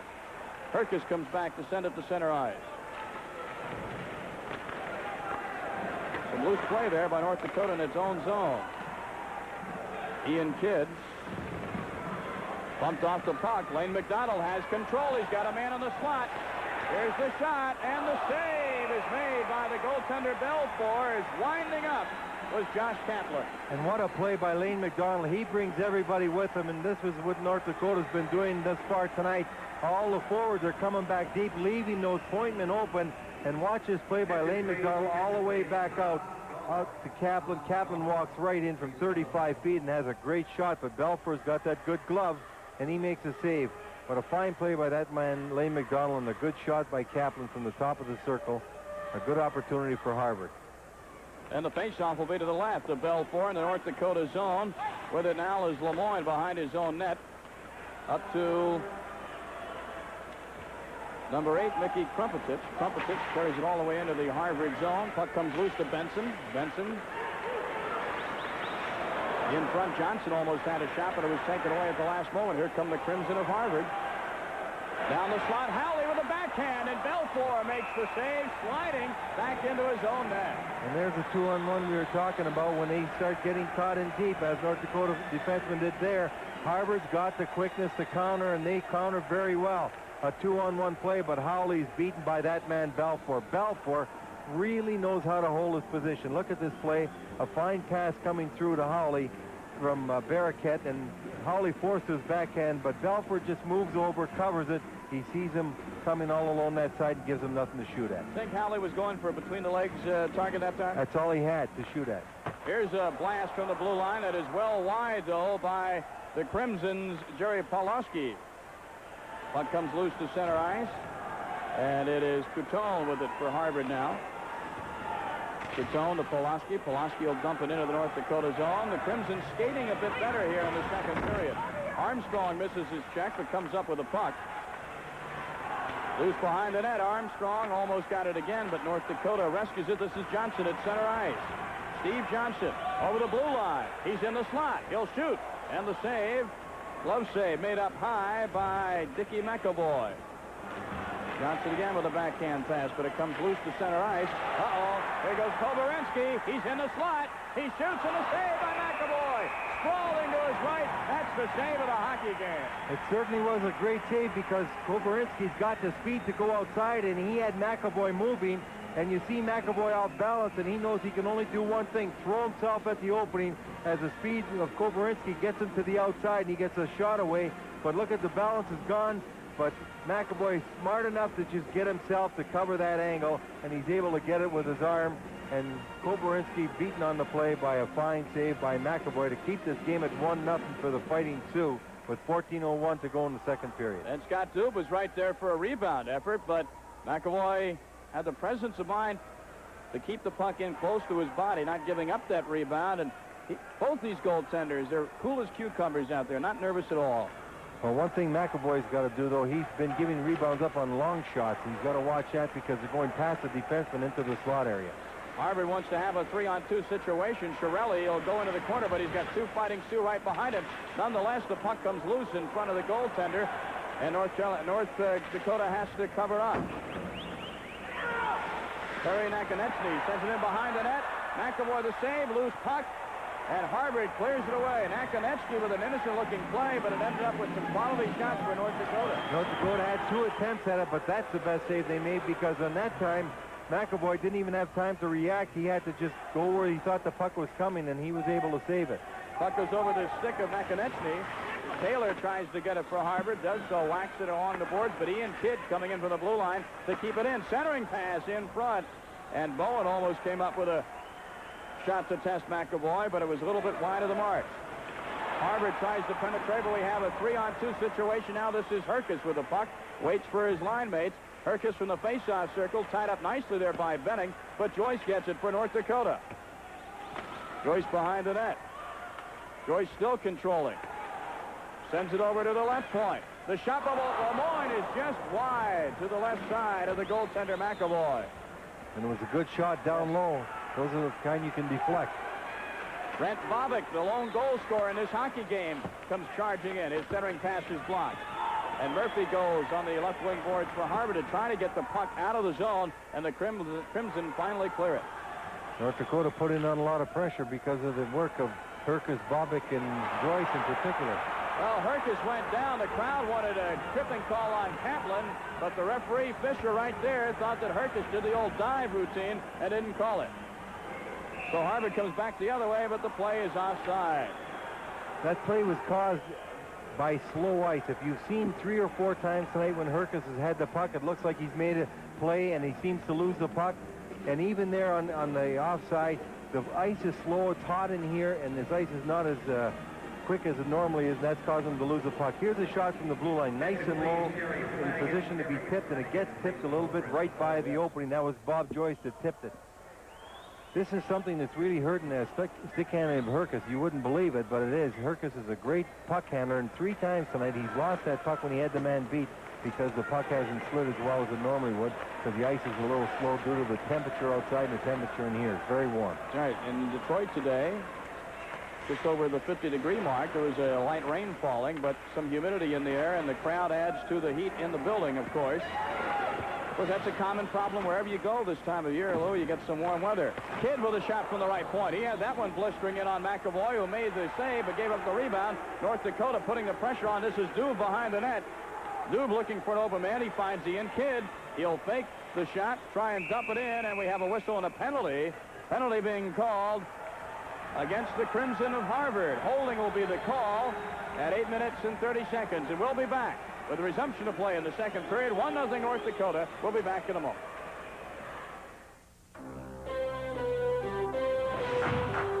The acknowledged champion. The dynamic challenger. Occasionally over the years, the two capture the country's imagination in a battle of legends. It happens this year on April 6th at Caesars Palace between Marvelous Marvin and Sugar Ray. As in so many matches before, Budweiser helps make it happen.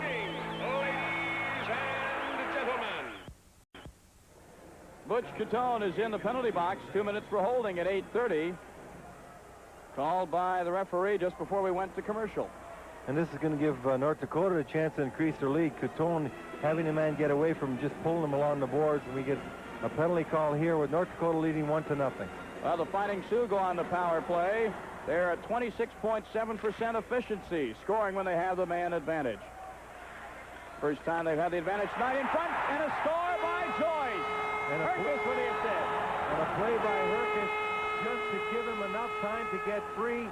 He's behind the net, Herkus is. He looks, he waits for Joyce to move in the slot. He makes a little stick-handling move to get away from the forechecker. And that man right there, Bob Joyce, who scored 50 this year, knows where to go when Herkus has got the puck. He goes to the opening, he gets the puck, and he puts it behind the goaltender. Watch this little move right there by Herkus, right on the stick of Joyce in between the 2 defenders of Harvard. And Joyce just lets it fly off the pass because he doesn't have any time.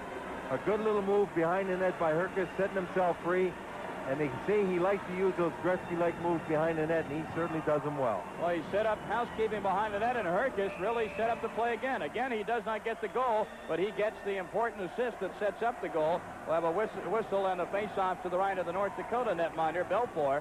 But that time you couldn't fault Dickie McAvoy in the Harvard net. Not at all. He had no time to react, and the cracks have happened so often for North Dakota this year. Joyce knows get in the hole and get rid of it, and that's what he does right on the net, and some go in. Lane McDonald gets control of the puck for Harvard, now trailing 2-0. Kaplan has it jump over his stick, and here come the Fighting Sioux, 2-on-1. This is Joyce again. He'll wind up, and McAvoy the save. Harvard can't clear the zone. Lemoyne sends it in on McAvoy. Joyce behind the net.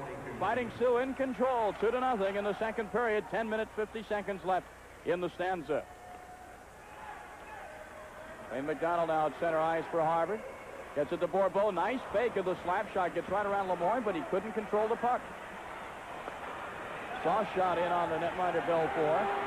And here comes North Dakota. This is Herkus. He shoots and just wide. Herkus goes right in on McAvoy. That's got to be a frightening thought.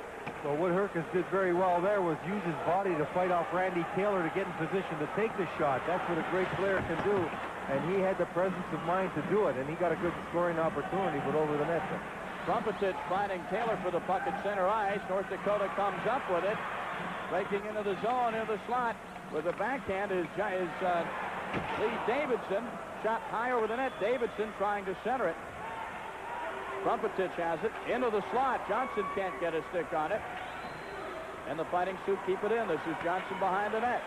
Loose puck in front, over the stick of Davidson, and back we go, 4-on-2 for Harvard. To the right wing, the shot is well wide that time by Tim Barraquette.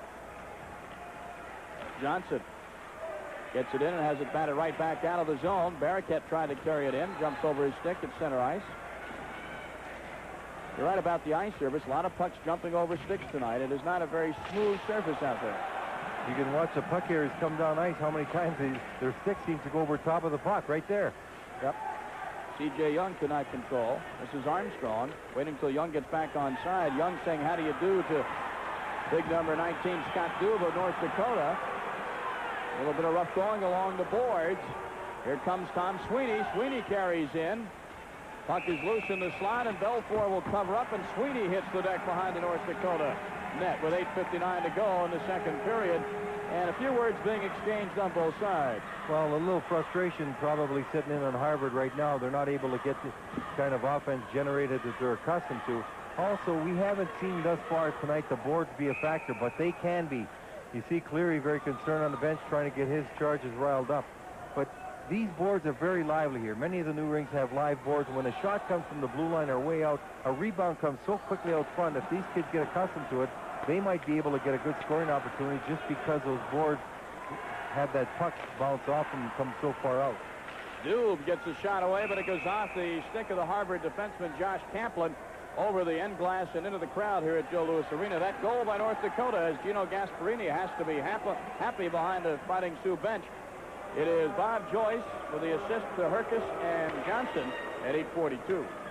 Well, Gino's seen this club all season long perform extremely well. He's got one of the better hockey clubs that he's ever had, and it's led by Herkus and Joyce. But when you have people like Joyce and Bobick that played together, they played in high school together at Notre Dame, Wilcox, Saskatchewan, accustomed to one another, plus very talented players.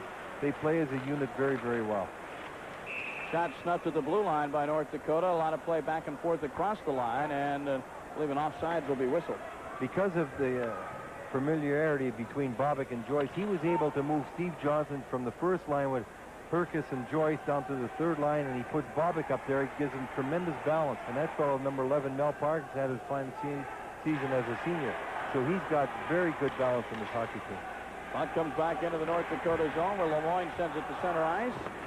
And the Fighting Sioux send it into the Harvard zone to get a line change. Crimson's Josh Kaplan headmanning the puck. Now into center ice, Peter Chiarelli. North Dakota sending it back in. This is Butch Catone. Catone was the man in the penalty box when North Dakota scored that power play goal. Doob with it. Doob gets off a little drive that is deflected on the way in, drifts lazily into the glove of Dickie McAvoy. Now Sweeney in Malcolm Parks. are getting their sticks up a little high. Well, Malcolm Parks is going for the net as Dube's shot was coming, and the goaltender McAvoy gloved it and just reacted haphazardly and casually, actually, and Malcolm Parks decided to go for the net anyway. And that man there, Sweeney, does what he's supposed to do. Don't let Parks or anyone go to your goaltender when he's got the puck and he's holding it. So they're both going to go off for penalties at this time. The referee just wanting to maintain control. The game's been very clean thus far. He sees a little frustration starting to set in. A little more high sticking than he's seen earlier, so he's going to make sure that he cuts down on it right now. Now, unlike the National Hockey League, Lou, when you have coincidental minors, it opens the ice up a bit in college play because you have 4 skaters aside. Well, that's right, although I like the coincidental minors where you're able to play 5-on-5 because that's the way the game was meant to play. Otherwise, if you wanted a 4-on-4, they should have just had it set up that way. Yes, but then fans who like to see a lot of open ice skating, like with the Edmonton Oilers, would disagree with you. Well, there's still a lot of open ice skating with the Edmonton Oilers. That depends on your ice surface, but you don't want to change the whole surface. Well, Ian Kidd, a nice play in front, and cutting down the slot was Joyce. He was gunning for his second goal of the night. Here comes Lane McDonald. McDonald double team, gets it back to Benning. The shot from the point. Mark Benning is the save, and it's deflected on its way in, and this is Herkus. Herkus of North Dakota. Gets it to Joyce. Joyce with a quick shot. Around the defenseman. Another quick shot by Joyce. Another one's a score by Herkus. Tony Herkus gets the goal this time, and North Dakota is leading it 3-0. Well, after allowing Joyce to take 2 point-blank shots, the defenseman not taking the men at all, Herkus just standing there, finally puts it away himself. That man, Tony Herkus, that's led this team in scoring all season long, left alone in front. Watch this nice little pass. Joyce gets a shot away from it, gets another shot right here. Now the rebound right to Herkus. No one looking to the man, everybody playing the puck. You can't do that with 2 goal scorers like Herkus and Joyce around. When you do it, it ends up in your net. And now Harvard's trailing by 3. And the netminder that time, McAvoy, definitely did not get any help from his defenses. We take another look at the goal. Once, twice, nobody's taken the body, Lou. And you've got to take the body in those 2 men. Of course, the youngsters in the penalty box will remain in there because those were coincidental penalties, so it's still 4-on-4. North Dakota firmly in control now. This is number 14, Lee Davidson, cruising in untouched, and he sends one just wide. Davidson still with the puck. Gets it back out to the left point. Barraquette comes back out, though, for Harvard. Well, I think it's imperative now that the Crimson get the next goal, get back into this game. Armstrong into the slot. And a nice effort there on the offensive end by the Harvard Crimson, number 20, Jerry Pulaski, but the save is made by Belfour. Well, Pulaski comes across to a good shooting angle, but one thing he didn't do was get a good shot away. He had a good shooting angle. He was in good shooting position, but moving across, he didn't seem to get enough of it. Belfour standing right there, played it easily, went right into his midsection. Belfour is going to be a tough man to beat. He's been all season long for any club, and Harvard right now has to get quality shots and have to have something on it, because it doesn't look like he's going to give up an easy goal. He may, but it certainly doesn't look like it thus far. He's been extremely solid in his play. Don Sweeney of Harvard still in the penalty box, along with Malcolm Parks of North Dakota for 30 more seconds. Benning will wind up for the blue line for the Crimson, and the save made in the pads by Belfour. And you could see the difference in the play in front of the net on that instance right there. While the shot was being taken from the point, Harvard had Jan Faz in front of the net, and Murray Barron just took him, cleared him away so Belfour could see the shot cleanly from the point. No screen, no deflection, easy to take. 6:34 left in the second period of play. Tom Mees with Lou Nanny. It's all North Dakota so far. The Sioux lead the Crimson of Harvard 3-0. Joyce with a puck again behind the net is bodied off by Taylor of Harvard. Benning gets it up to Jan Faza, and here we go back the other way. Jan Faza at the red line. 4 seconds left on the penalties. Still 4-on-4. Penalties are now over, so the teams are 5 aside. Referee says play the puck, boys, along the boards. Joyce finally does so by dumping it into the Harvard zone. Parks, Malcolm Parks, hits Benning behind the boards to get the puck loose initially. Still a scramble for it in the right corner, and Taylor comes out with it for Harvard. Randy Taylor, center ice. This is Jan Faza. He cannot control, though, and Ian Kidd sends it into the Harvard zone.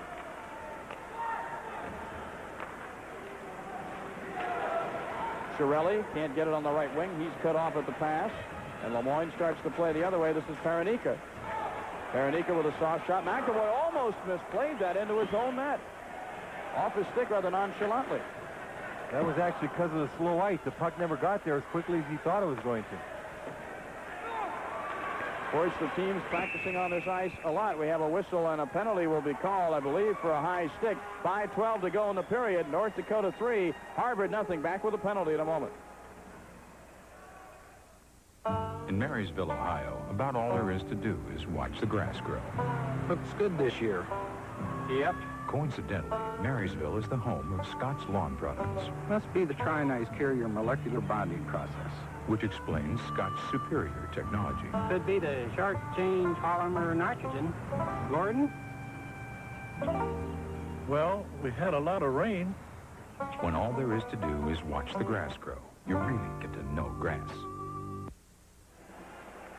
Todd Harchie sent off for roughing at 14:48 with the Sioux leading 3-0. You see Harchie, number 25, at the top of the screen going over to the boards, and then he's going to just get his hands up a little bit around the head.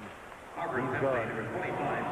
Well, he's in the box, 2 minutes for roughing, so North Dakota with a 3-0 lead on the power play. But Lane McDonald says, I don't care, I'm coming back into the zone. He shoots, and Belfour makes the save. McDonald had Alan Bourbeau in the slot. Well, McDonald was able to steal the puck as the pass was tried at the far blue line, the offensive blue line for North Dakota. It didn't slide far enough. McDonald stole it at the far blue line, came down. He was forced to the outside, so Belfour knew he didn't have much angle. And here, Lane McDonald just tries to jam it in, but he's not able to do it because Belfour is just protecting that angle and not giving him anything to shoot at. The only thing he had might have been the upper corner, and he wouldn't have had much work to work with there. Koborensky comes up the ice for North Dakota and dumps it in, and now the Fighting Sioux will chase. Johnson with it behind the net. Johnson is cracked into the boards by Sweeney, but the puck comes loose. It's North Dakota again at the blue line. Krumpetich keeps it onside. Perrott dumps it in, but Harvard dumps it right back out again, and North Dakota will have to go back and get it with 4:30 left in the period, 1:19 left on the power play. Harvard not too aggressive in their penalty killing. They're allowing North Dakota to come down ice and almost gain control of the zone. They're not forcing them into mistakes as North Dakota was doing. Koborensky back to Krumpetich. Krumpetich surveying the situation. Two of them playing a game of catch at the blue line. Koborensky with a drive right in. And Herkus is there for the rebound. But McAvoy did not give up that big a rebound that time, and he was able to keep it in towards his pad. Well, that's Tony Herkus is all alone to the goaltender's left as North Dakota was setting up like an umbrella, 3 people up high, and a shot by Koborensky from up high. A little rebound not far out. You see Herkus all alone on the left. No one's even looking at him. He's standing there. If Koborensky would have seen him, he could have just passed the puck to him. Actually took the shot on net, a little rebound. He tried to jam it in. Had he seen him, he might have been able to get that puck to him, and they're not going to let him stand around as Sweeney gives Herkus a little shot after the puck was frozen. Get away from my goaltender. 59 seconds left in the North Dakota power play. The face-off to the left of McAvoy. Koborensky with a shot. It's wide to the right, and Parks will go for it in the corner. Puck comes loose. Lee Davidson after it. Sends it around the boards to Benson at the right point. Benson to Koborensky. To back to Benson. This is Davidson. Parks pitching in also behind the net. Now Barricade will send it out of the zone for the Crimson with 35 seconds left on the North Dakota man advantage. Well, North Dakota knows that Harvard desperately wants to get out of this penalty without being scored on, so they're not concerned about any offensive chances. Koborensky from the right face-off circle sends it back to the point to Joyce, who's at the blue line now on the power play with 17 seconds left, and Harvard intercepts, drags the puck to center ice, and that should do it for the North Dakota power play with only 8 seconds left in the man advantage. Joyce at the blue line. 3, 2, 1, and now the penalty is over. And we have a whistle with 3:11 left to go in the period. The score is North Dakota 3, Harvard nothing. We'll be back with more for the NCAA Hockey Final Four in a moment.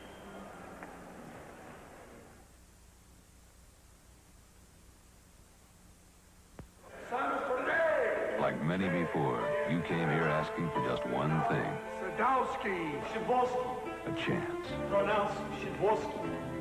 You're gonna make it here, 'cause you make America work, and this spot's for you. Here's to you. Beechwood Age for that clean, crisp taste Hey, Sid. that says Budweiser. This spot's for you. Baseball Semifinal series continues this Monday, March 30th, 8 Eastern Time. The Arizona Wildcats, defending national champions, taking on the Golden Gophers of the University of Minnesota out of the Big Ten from Tucson. That's Monday night college baseball right here on ESPN. Don't miss it. We lead up to our coverage of the College Baseball World Series from Omaha later on in the season. Not too far from now, really, just a few months down the road.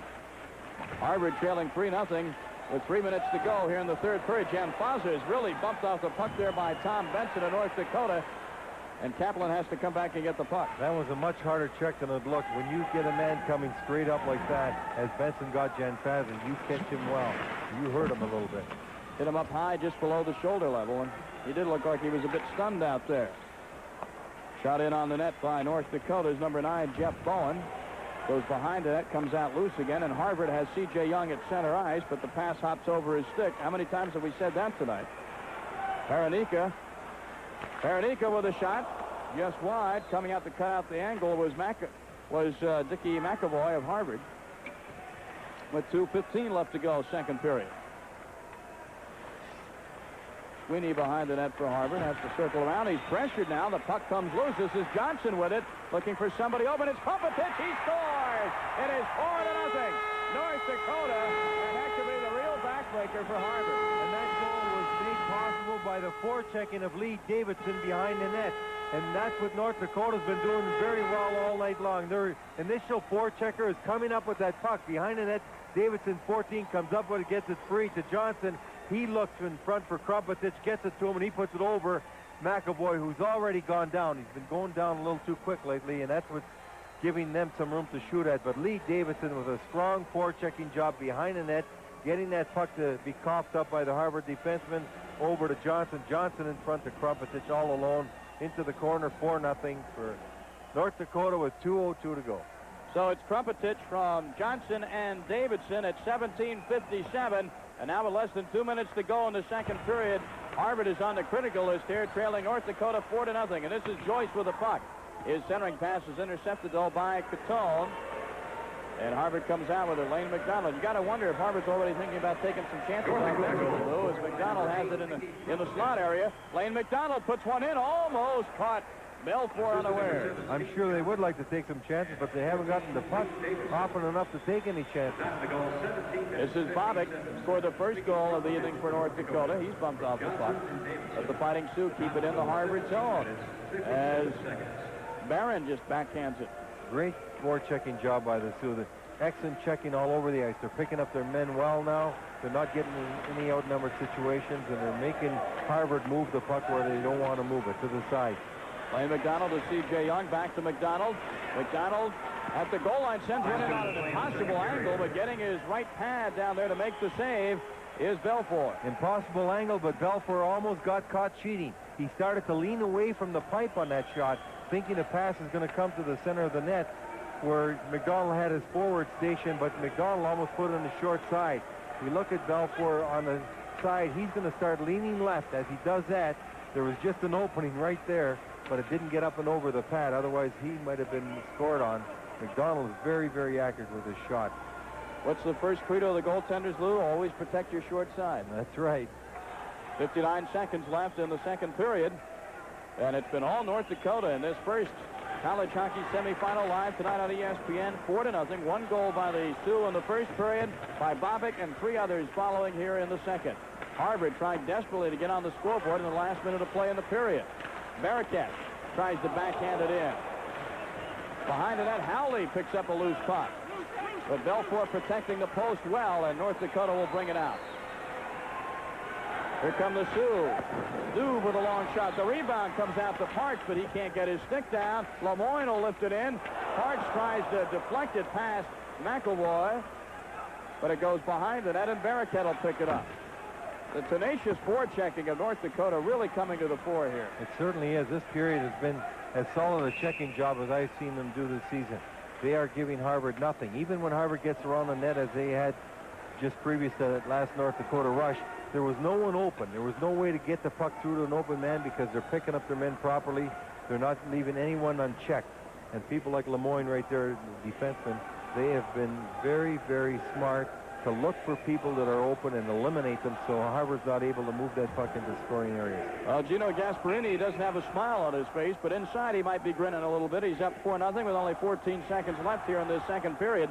In the face-off, deep in the Harvard zone, just to the left of Dickie McElvoy. When you could do as good a checking job one-on-one as North Dakota is doing, that really eliminates any opportunities the opposition's going to get. They've been just very, very tenacious at it all night long. Joyce intercepts the Harvard pass, trying to break into the zone, and that'll do it for the second period. And the North Dakota cheering section is on their feet as the Fighting Sioux get second period goals by Joyce, by Herkus, and Krumpetich. And Lou, as the Harvard Crimson leave the ice there, they got to be wondering what they got to do to get back into this hockey game. Well, they came out that period with a little bit of life. They had a couple of offensive chances, but right away the discipline of North Dakota and their tenacious checking shut down any opportunities Harvard had, and they went to work on the offense, and their forechecking really created opportunities for them that resulted in a couple of goals.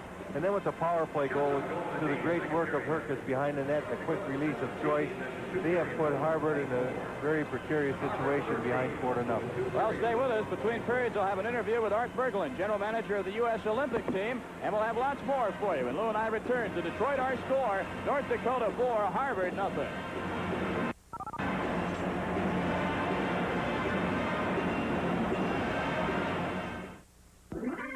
And welcome our next contestant from Cincinnati, Ohio, Mary Haney. Yes, you, Mary. This is your chance to enjoy a more colorful life by subscribing to TV Guide. Now let's show Mary what you'll get with TV Guide. To start, you'll receive complete listings for network, local, cable, and pay TV. You'll also get special features, movie reviews, a sports calendar, inside stories, and more. Okay, Mary, are you ready to go for it? Home audience, you too. Join Mary. Get TV Guide. Johnny? Call toll-free 1-800-932-1200 to get 30 weeks of TV Guide in your mailbox. 1-800-932-1200. Pay in 3 easy installments of just $5.75. Send no money. You'll be billed later. Call now. 1-800-932-1200. Congratulations, Mary. The subscription to TV Guide is yours. Mrs. Kaskowski has a very sore throat. It's hideous. It hurts to swallow. It's hot, raw. Will fast-working chloroseptic spray bring her relief sooner than we can finish this commercial? I doubt it. Doctor recommended chloroseptic goes to work right where the hurt is. Stop sore throat pain really fast. But will Mrs. Kaskowski really start to feel relief before we can finish this commercial? Well, Mrs. Kaskowski?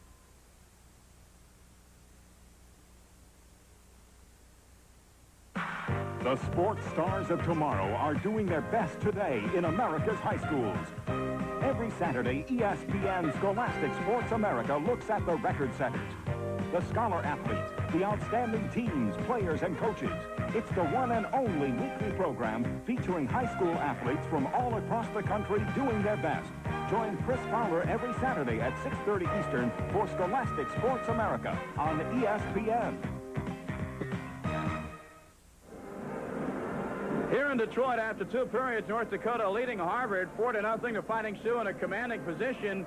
You know, the name Lake Placid has a lot of pleasant memories for people in hockey.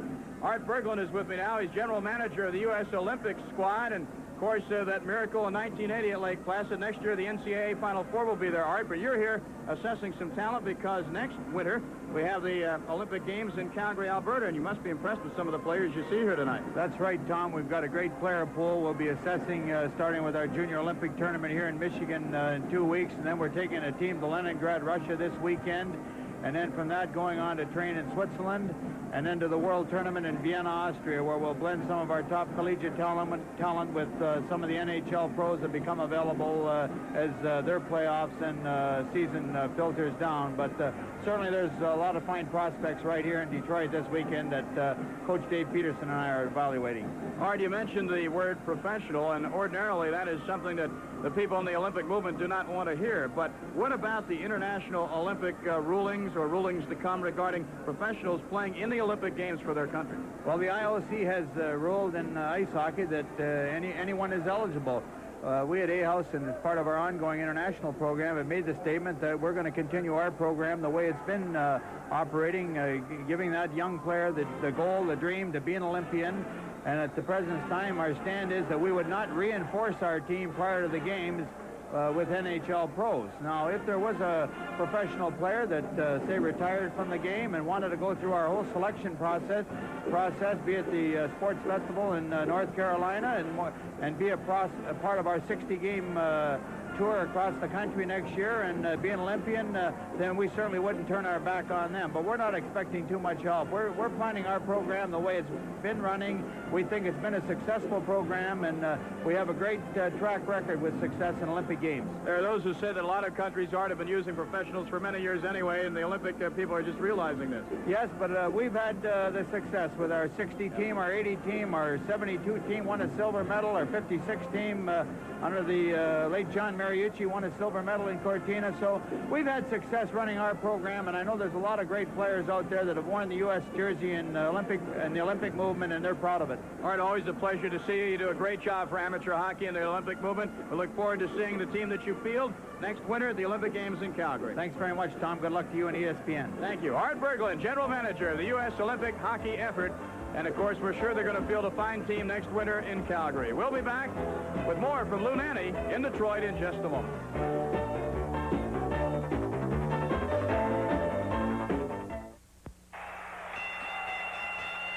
Ladies and gentlemen, the heavyweight champion of the work. Dickies Work Clothes. It's the best-selling work set in America because it's made of the heaviest, toughest fabric in America, fortified with Fortrell. We don't have to knock out the competition.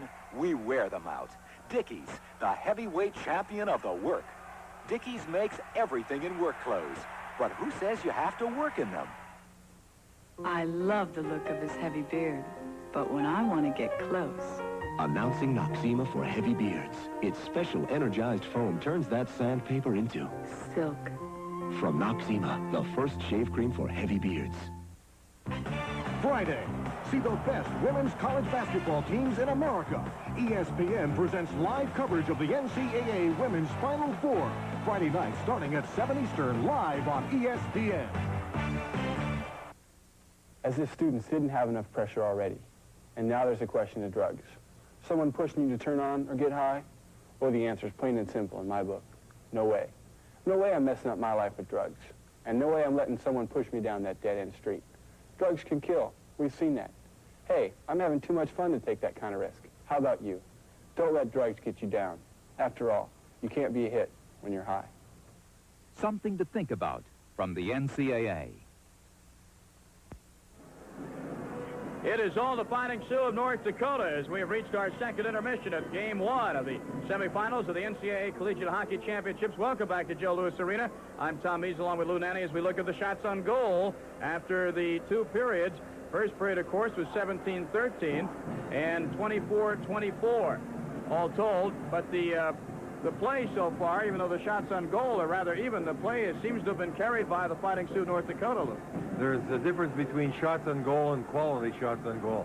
North Dakota's got the quality shots on goal, and they've capitalized on many of their opportunities. They're leading 4-0, and they have had the majority of the play. They did such an outstanding job after the first 3 minutes of that period in checking that they really eliminated any threat that Harvard had. If you're Bill Cleary now in that Harvard locker room, Lou, what do you tell your kids? How do you keep them having hope that they can come back in this game? Because 4 goals, let's face it, is an awful lot. Well, there's been many teams that have come back from 4 goals down in the third period. I've seen it happen too many times to my liking, sometimes to my liking on the other hand also.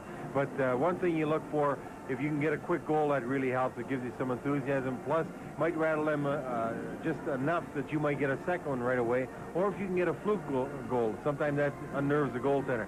These are things that can happen at any time. And I always go back to the story that Bill Mosienko scored 3 goals in 21 seconds. So if he could do that and you got 20 minutes, you still got plenty of time to get 4 goals. Well, 20 more minutes. That's all the time that the Harvard Crimson have. They trail the Fighting Sioux of North Dakota 4-0. It's looking good for the Fighting Sioux. We'll be back to take a look at second period highlights in a moment.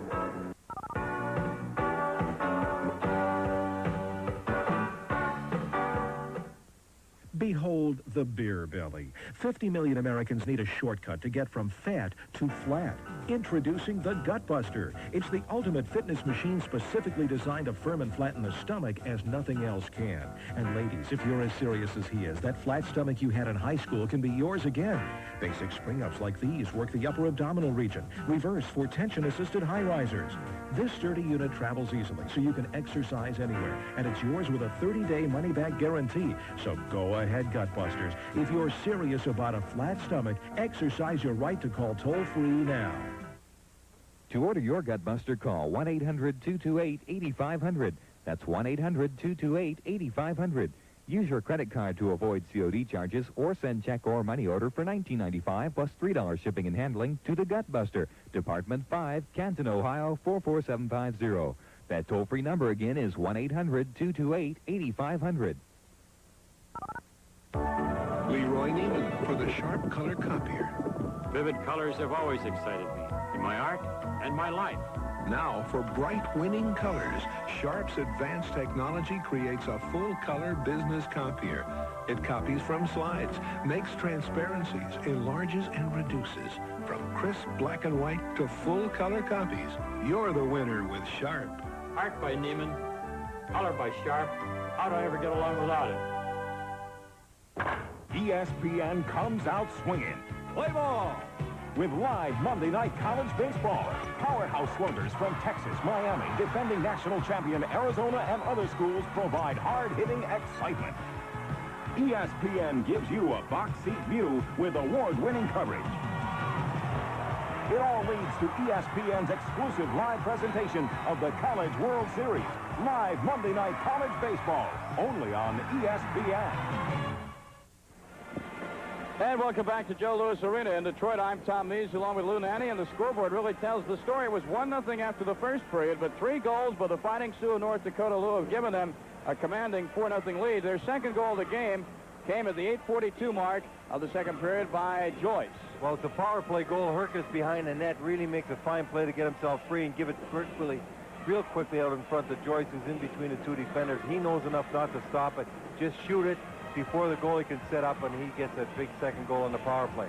And, of course, the third goal of the game came from Tony Herkus. Why not? He had 2 assists on the previous 2 goals. Yes, but you see, he's going to get Bob Joyce to get 2 shots away. A fine pass here. Joyce gets 2 shots. First he takes one, he gets his own rebound, takes another one. By this time, Herkus is all alone, and you don't leave these 2 fellows all alone to shoot this off in front of the net. Now you see Herkus all alone come in, just slam it home. And the 4th goal of the night, and this one really looked to be the cruncher, was by number 8, Mickey Krumpetich. But look at Lee Davidson behind the net, get that puck free so that Steve Johnson, number 7, comes in and picks it up and finds Krumpetich all alone in front of the net. Krumpetich very quickly puts it down over a sprawling McAvoy who went down. He seems to lose his balance. But what a great forechecking job by Davidson behind the net. And that's what North Dakota has been extremely efficient at, especially in the second period, eliminating the puck carrier in their zone and coming up with that puck to get opportunities such as Krumpetich has right there. And you know, you have to pay the price when you go behind the net to forecheck. You have to give up your body. And these North Dakota players, not saying that the Harvard players are not willing to, but North Dakota has sure been doing it effectively tonight. They have eliminated all the passing lanes of Harvard. They have taken the man out effectively when they're forechecking. They have been very strong in front of their own net. Thus, even though Harvard has got 24 shots, they haven't had the quality shots that North Dakota's had, and Balfour, when he was tested, made the save. Well, the second period scoring summary again. On the power play was Bob Joyce from Herkus and Johnson at 8:42. Herkus from Joyce at 12:37. That Joyce goal, by the way, was a power play. And Krumpetich from Johnson and Davidson at 17:50. The shots on goal, second period, Harvard 13. North Dakota 17. For the game, they are 24 apiece, as we pointed out. But again, a very misleading statistic. Both teams, I might point out, are rather late hitting the ice for the third period. The cheerleaders and the Loon, the WCHA Loon, with the mascot here at the Joe Louis Arena, still entertaining the people. Well, he's become the WCHA Loon. He was the Loon from the University of Minnesota Duluth branch. That's where he started. And the mascot from him, we've seen him here in the NCAA championship with Duluth. And he was such a favorite of many of the fans that I think he must have talked to someone in the WCHA to come and represent him with both North Dakota and Minnesota in from that league. And he's here tonight for North Dakota. Tomorrow night he'll be for Minnesota. Then I'd like to see what happens should both North Dakota and Minnesota win. What happens? Who does the Loon then choose as his team? I don't know. I wonder if we got any phone numbers there weaving through the cheerleaders. Don't forget the championship game of the college hockey season comes your way live Saturday night, 8 Eastern, 5 Pacific time. The winner of this game against the winner of Friday night's game between the Minnesota Golden Gophers and the Spartans of Michigan State. And we might add that since we're in Detroit, the closest thing that any team will enjoy to a home ice advantage will be on Friday night when the Michigan State Spartans will have all 16,000 partisans here on hand as we look at some of the North Dakota fans. They certainly will, because they've been purchasing tickets all along, and Michigan State, a favorite of many of the Michigan fans, will have a lot of support, and the Gophers are going to have to overcome that, as well as a strong Michigan State hockey team. Well, the NCAA College Hockey Final Four is being brought to you by Budweiser, the genuine article, Beechwood Age for that clean, crisp taste. This Bud's for you. And by True Value Hardware. It's more than just a name, it's their way of doing business. So far, the Fighting Sioux of North Dakota doing a lot of business here from Joe Louis Arena in Detroit as the teams are now on the ice warming up.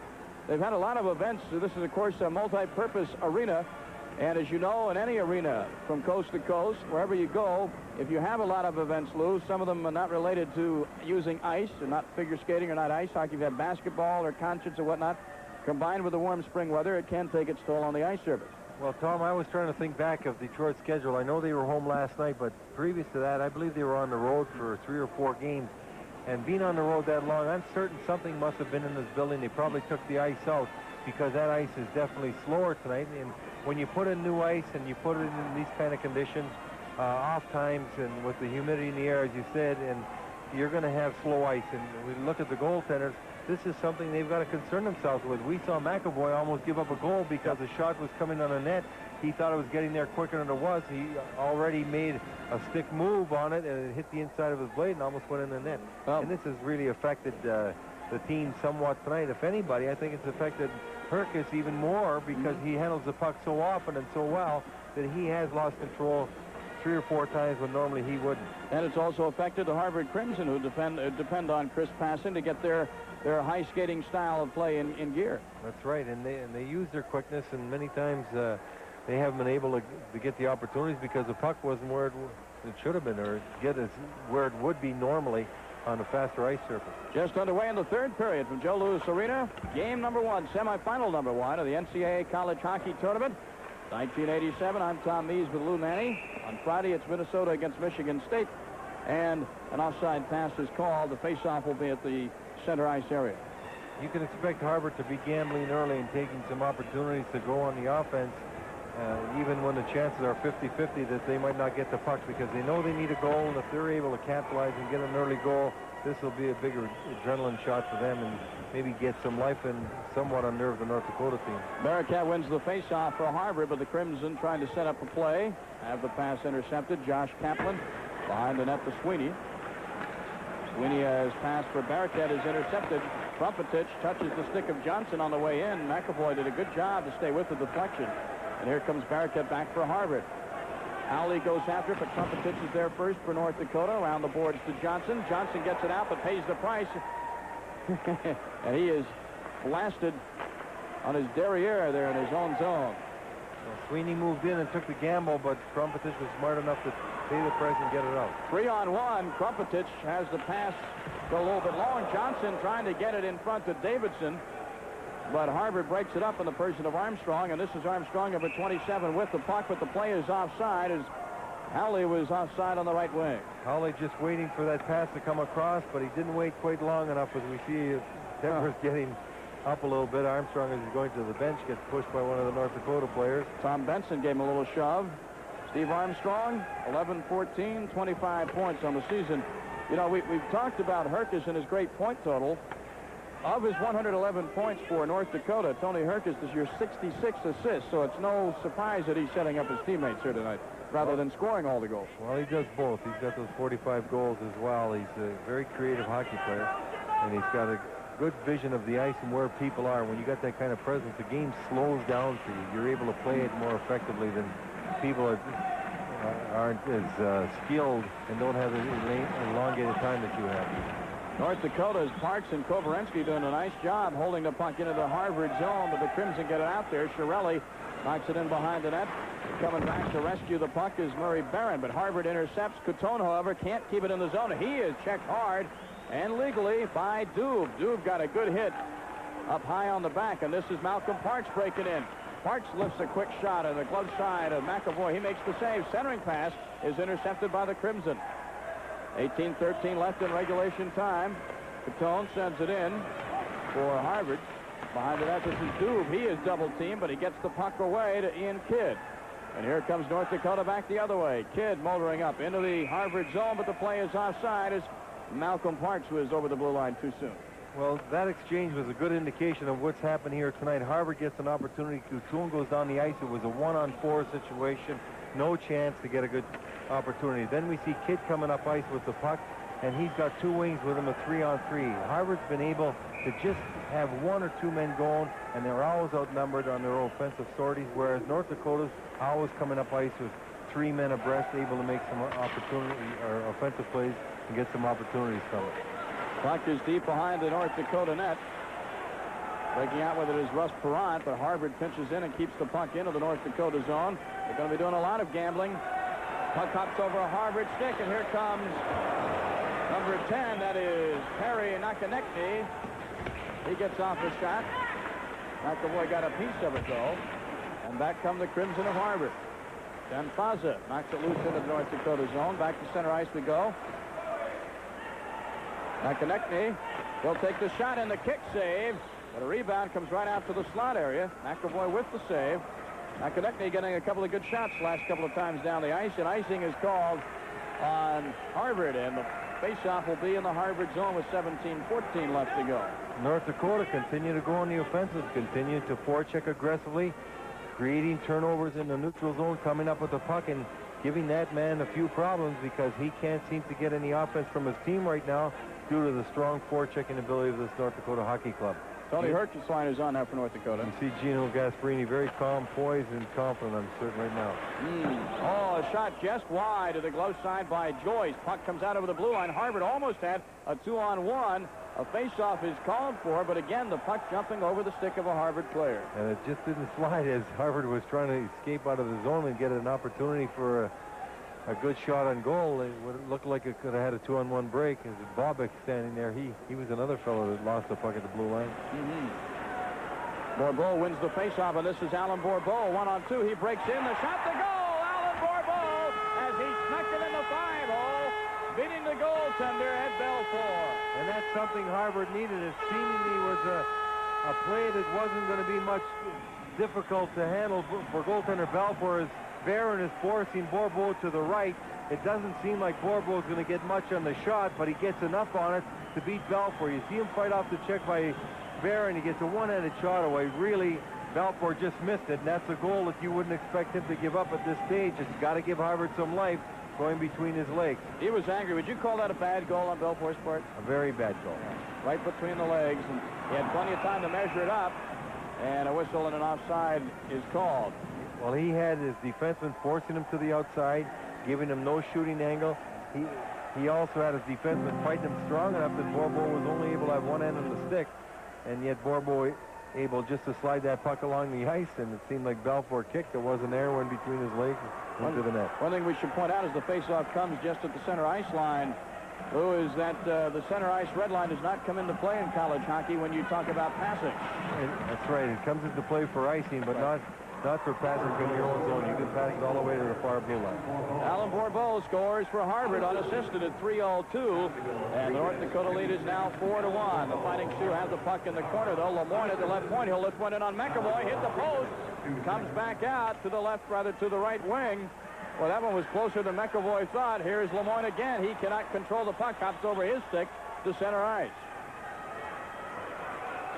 Brent Bobek was waiting there, almost had a good shot at the right wing, but he was tied up by the defenseman. And a whistle and a face-off call to the right of the North Dakota goaltender, Belfort, due to the North Dakota icing. Well, Lemoyne got a good shot away, and it seemed that McAvoy was screaming. He was almost searching to see where that puck was coming from.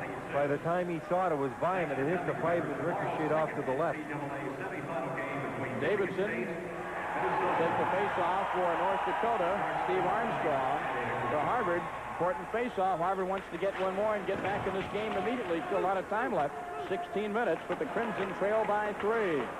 Behind the net, this is Trumpetitz for North Dakota. Johnson to Davidson. Puck slides into the zone. And Barakat takes it back out again for Harvard. Tim Barakat, the shot is blocked at the defense. But Catone keeps it into the blue line. Lifts it in on Belfour, who jumps up and cradles the puck in his belly and holds it for a stoppage of play at 15:41 to go. A good play by Catone, keeping that puck in there. He intercepted the pass by North Dakota, and he shoots the puck. This is what Harvard has to do. Get some shots on net. Look for a rebound or a deflection or a screen. Harvard now starting to apply some pressure. That goal's giving them some life, and they've got to continue to try and put that puck on net, hoping that another one will go in. You never know when they're going to go in, as we just saw the goal that was scored by Borbo, and Harvard right now is taking those opportunities to get every shot on net that they can. Parks and Harchie will face it off to the right of Belfour, who's played very good tonight, except for that last Harvard goal. And Parks wins the face-off. I want to ask you, Lou, if you're North Dakota, when do you sit on it? When do you sit on the lead and just play dump it out like they did right there? Well, you don't really sit on it, but every time you don't have something to do with the puck, you don't give any hope or passes. You keep the puck ahead. You don't pass it blind, and if you got nothing to do it in your own zone, you make sure you get it out. Perrant fans on the puck. Catone gets the shot away. Belfour the save. Another shot, another save. Oh, fanning on the puck almost led to a break-in for Catone. 15 minutes left to go in the hockey game in regulation time. Harvard trailing North Dakota 4-1. Well, North Dakota is going to continue to put that puck in the offensive zone and go for quick line changes. They're going to want to stay fresh as much as they can so that they're able to get on the puck carriers and forecheck as aggressively as they have in the first two periods. Both teams changing personnel as Chiarelli shot that puck ahead into the North Dakota zone, and back now in the Harvard zone is Josh Kaplan. Ahead to Haney. Haney sends it into the zone backhanded, but Barron just backhands it back out again. It looks like ping pong going on down there sometimes. 14:25 to go. This is Barakat with a shot. Brother John Murphy took that shot for Harvard. Murphy behind the net to the point to Kaplan. Kaplan's pass is intercepted by Paranika. Paranika is on now with Perry Nakanekny. John Faza at center ice. North Dakota just playing the passing lanes well. Nakanekny gets it over to Grant Paranika, and a whistle with 13:59 left. Our score, North Dakota 4, Harvard 1. We'll be back at Joe Louis Arena in a moment.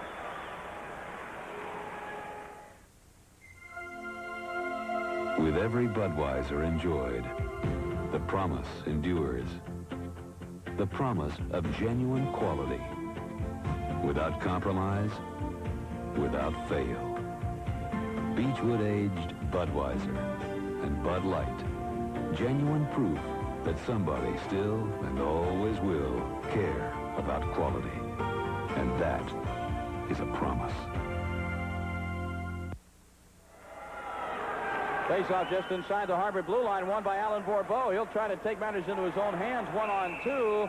And we have a whistle and a penalty called against the Fighting Sioux of North Dakota, I believe, Lou. A high sticking call, and this is going to give Harvard an opportunity they're looking for.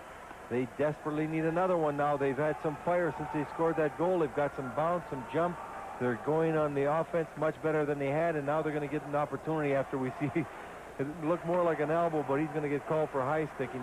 I believe that's Benson going off for high sticking, and now Harvard, even though they were thwarted in their other power plays, now getting a chance to show it again. Well, Tom Benson goes off 2 minutes for high sticking at 7:07. He leads the Fighting Sioux in penalty minutes with 76 coming into this hockey game. Barakat now has the Harvard power play, clicking at over 36% on the season. That's incredible. Sets up. Taylor gets it into Barakat. This is Taylor at the blue line, fakes the shot, and the pass gets it over to Lane McDonald. And Belfour made the save. This is McDonald again. McDonald is intercepted by Herkus. Herkus looking for Joyce. Joyce almost broke in, but Lane McDonald comes back to cover up. Minute 25 left in the power play. McDonald is intercepted by Joyce. He and Herkus now just wagging the puck at center ice. Here comes Benning. This is Barraquette. Barraquette over to Bourbeau. Bourbeau fakes the backhand. Falls down. Tries to get the pass to Barraquette. Taylor, will he get there in time to keep it in? No. And this is Herkus. He's one-on-one with Benning. Herkus shorthanded shoots, and Benning gets his stick on the puck, deflects it into the crowd. That tells you what a good hockey player he is. Herkus makes a move to the inside, comes back to the forehand. That's the toughest stick-handling move to make in hockey. And he was able to get Benning moving to his left, and he tried to get a quick release on a shot. Benning, who's a very good skater, was able to get that stick in front of the puck, deflect the shot. But Herkus has the moves to go either way. He can go to his backhand, which is a natural move for all stick-handlers, and go to the forehand. And when you're able to go to the forehand with that quickness, you're going to get a great deal of room. You're going to get some opportunities that other players don't get. Mark Benning, of course, earning all conference honors in the ECAC. Harvard also, for Ivy League alumni across the country, won the Ivy League championship as well. Best in the Ivy League. Benning had a great series last year in the NCAA championship. Oh, a quick shot off the faceoff by Koborensky, and McAvoy had to be quick to make the save. 12:45 left to go. North Dakota leads at 4-1. Harvard on the power play. Lane McDonald cruising in, looking for someone in the slot. McDonald still with the puck. Back to the point to Benning, over to Taylor. To Benning. Benning fakes the shot. Gets the puck back again. Taylor. Benning, he'll shoot this time. Deflection in front by Bourbeau is high over the net. Steve Armstrong. This is Taylor to Bourbeau. Bourbeau moves in. He'll shoot. The defense blocks it, but back to Taylor. To Benning. Armstrong in the slot. Intended for Bourbeau. Armstrong and Barraquette whacked at it. North Dakota still can't clear. 15 seconds left in the power play for Harvard. Barraquette to Benning. McDonald in the corner. Ian Kidd is there. Puck comes loose. Ian Kidd. And North Dakota has killed off the power play, and that's got to be a big boost to the Fighting Sioux. It certainly is, and Mike Lemoyne made two great plays. He blocked a shot by Bourbeau at one time, and the other time he had to cover up in the slot area when Barraquette was all alone. Fine defensive plays by him. Tony Herkus almost hit Joyce down the slot. Herkus controls the puck again. And here goes Bourbeau. Bourbeau breaking it alone. Alan Bourbeau shoots, and the save by Belfour. Loose again in the slot, and Harvard can't convert. What a save by Belfour. And he was really being bothered. Bourbeau was, and almost looked like it could have been a hooking call. It seemed like he had enough to get away, but he didn't. He just got hooked at the last minute on the arm, and Balfour stood his ground and was able to position himself properly so that Bourbeau wasn't able to get his second goal of the night. Oh, Harvard, though, has to be buoyed by that near breakaway opportunity by Bourbeau. And here comes Chiarelli. Peter Chiarelli, the Harvard Crimson captain, has the puck taken away by Perrott. And Krumpetich gets it up to center ice. This is Herkus. Herkus will just dump it down in the zone. And now Catone gives Herkus an ill-advised high stick. And boy, that's a terrible penalty to take at this stage in the game.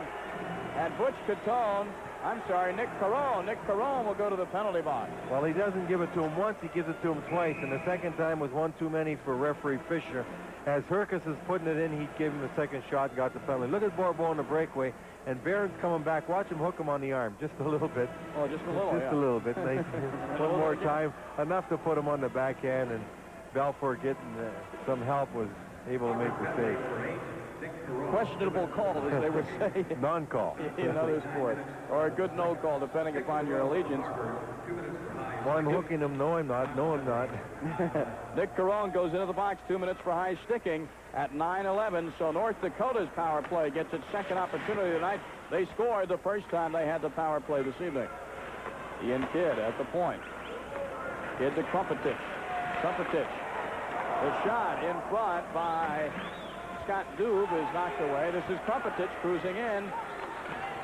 Hart has his pass intercepted by C.J. Young, and Harvard knocks it down the ice. And Coach Gasparini using Krumpetich on the point, even with a 4-1 lead, not concerned about giving up a short-handed goal, still continuing to go on the offense. He had a forward on the blue line. C.J. Young tries to hit Armstrong in front as he intercepted the clearing pass, but it didn't click. North Dakota on the power play. C.J. Young has a Harvard now in a 2-on-3 as he'll just think better at trying to carry it in and just drag the puck a little bit. And Johnson carries back for North Dakota. Under 10 minutes to go in regulation time in the third period.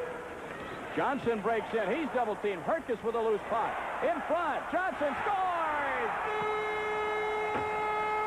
Herkus to Steve Johnson. a power play goal. May have locked it up for the Fighting Sioux. Well, Herkus was getting checked, and he just about left the puck exactly where he was, but he took the forechecker with him, the body checker with him. Watch this play. Davidson gets hit. Puck goes to Herkus. Now he's going to leave the puck right where he is, and here comes Johnson, makes a good move to his backhand right by the goaltender. Sweeney saw the loose puck, but he couldn't react quickly enough. Watch this as Davidson gets hit, gives it to Herkus. Herkus now spins around, and he's going to just leave the puck right here and right into a skating Steve Johnson. Good move right by him. 5-1 North Dakota with that power play goal. It comes at 10 minutes and 13 seconds of the third period, and the Fighting Sioux have that 4-goal margin again. They led 4-0 coming into the period. They now lead it 5-1. Johnson gets it from Herkus and Davidson at 10:13. So things do look bleak for the Harvard Crimson. They look awfully bright for the Fighting Sioux of North Dakota to be here Saturday night. Andy with it for the Crimson of Harvard. Tries to get it out of the zone, but North Dakota keeps it in. This is Nakonechny. His shot is deflected high into the air. Haney will come up with it on the left wing boards. That seems to have taken some of the steam out of the Harvard skaters. They were really going hard, Lou. They were doing some good forechecking, had some good opportunities. They had some jump coming up in the third period, and especially after they scored that goal, they went on the offense for a few minutes, and it looked like they were going to be able to get another goal, but that power play goal by North Dakota has certainly taken some zip out of it. Then Faza is skated into the boards by Joyce, but Lane McDonald picks up the puck in the right corner. McDonald is bumped off, and Bourbeau. I would think we're going to see a lot of ice time for Bourbeau and McDonald down the stretch. McDonald tries to find Bourbeau in the slot. Bourbeau can't control the puck, turns around almost in disgust and whacks at it, and it never got close to Belfort.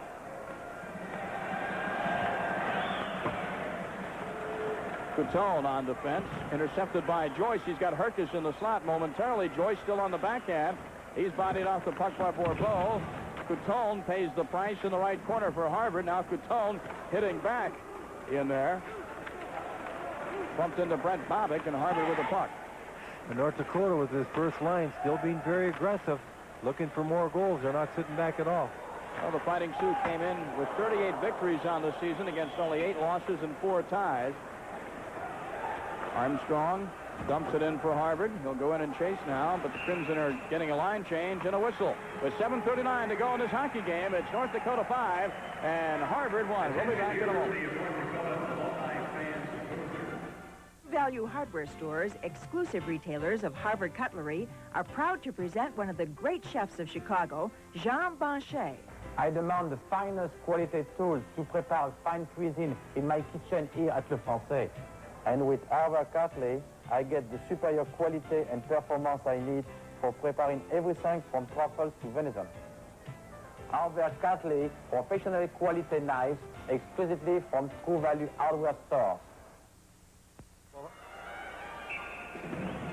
Hartsey should go right for the net, or Armstrong on the faceoff, and just try to score right off the draw. Well, instead he'll draw the faceoff back to the point, and a nice low shot is taken there by Harvard's Don Sweeney, but Belfort sees it all the way and covers up with a pad. Harvard has certainly had some good opportunities from faceoffs in the offensive zone tonight. This has been customary, what they've done all 3 periods. They've won draws, gone to the net, a little deflection right there. And this is something that they haven't had much success with it as far as scoring goals, but they certainly had the opportunities. C.J. Young with that last deflection there. Now another loose puck in front of the score for Harvard. Getting the goal is Tim Barakat. And Armstrong this time does go for the net. He is able to control the puck, and he gets it free, gives it to Barakat right in front. As you see Billy Cleary trying to get his troop going. Watch this, he's going to go right to the net again. See, he goes to the net, he's going to get the puck. He'll steal it right here and give it right back out front to Barakat, and Barakat just slams it home. No chance for the goaltender Belfort that time. He was completely screened on the play. So Harvard is back within 3 at 5-2. Barakat puts one in just wide to the right. And falling down is Sweeney. He was trying to control the puck at the left point. North Dakota now putting some pressure on in center ice to try and get the puck out of their own zone, but Armstrong controls for Harvard to Sweeney, and Sweeney will carry it in, the big defenseman, and lift it around the net. It was Barakat from Armstrong at 12:29 for Harvard. Every time Harvard scored a goal, they've come back with a lot of zip. C.J. Young. Lemoyne all over him, and Lemoyne picks up the puck now, but Armstrong gets it back to Young. He tries to wheel around, but Benson did a nice job controlling his stick that time. Josh Kaplan will try and keep it in, but it won't do any good, and this is Johnson breaking out for North Dakota. He'll just dump it into the Harvard zone, and both sides will change. Well, time's a waste now, Lou. Well, they're still going on the attack, though. Harvard's got to get a few more shots. Josh Kaplan came real close, a quick snap drive. A wrist shot that time that almost caught Belfour unaware. You see the defenseman for Harvard now carrying the puck going in solo. Yep. Well, it's time to take chances when you're down by 3 in the final 4 with under 7 minutes to play. Ian Kidd ahead to Doob. Doob can't control the puck. Jan Faza is Harvard now frantically trying to put some more pressure on the North Dakota net. And this is Shirelli. Shirelli at center ice for the Crimson. Shirelli will take the wrist shot, and Belfour is there with the save. 6 minutes to go in the hockey game. It's North Dakota 5 and Harvard 2. Yes. For everyone on the proverbial fast track, NEC introduces Multispeed, the world's fastest portable computer. Take the multi and run.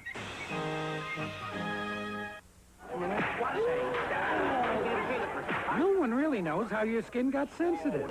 But if it is, try the shave cream with more advanced lubricants than any other. New Gillette Foamy for sensitive skin.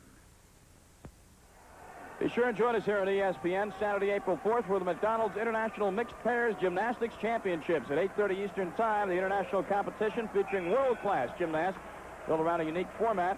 Teams from the United States, Soviet Union, Romania, and other formidable gymnastics powers. So be here with us Saturday, April 4th at 8:30 Eastern.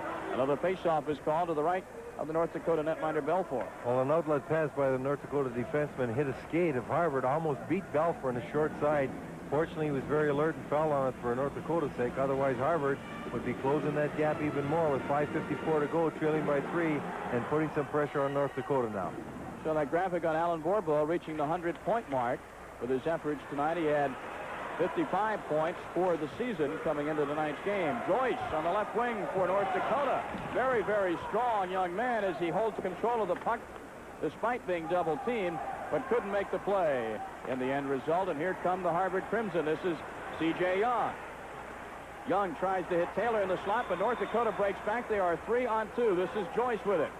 Looking for Herkus in the slot, but Joyce is taken out of play by Bennick. Herkus on the right wing boards.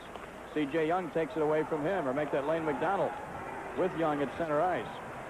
Bourbeau will take the shot.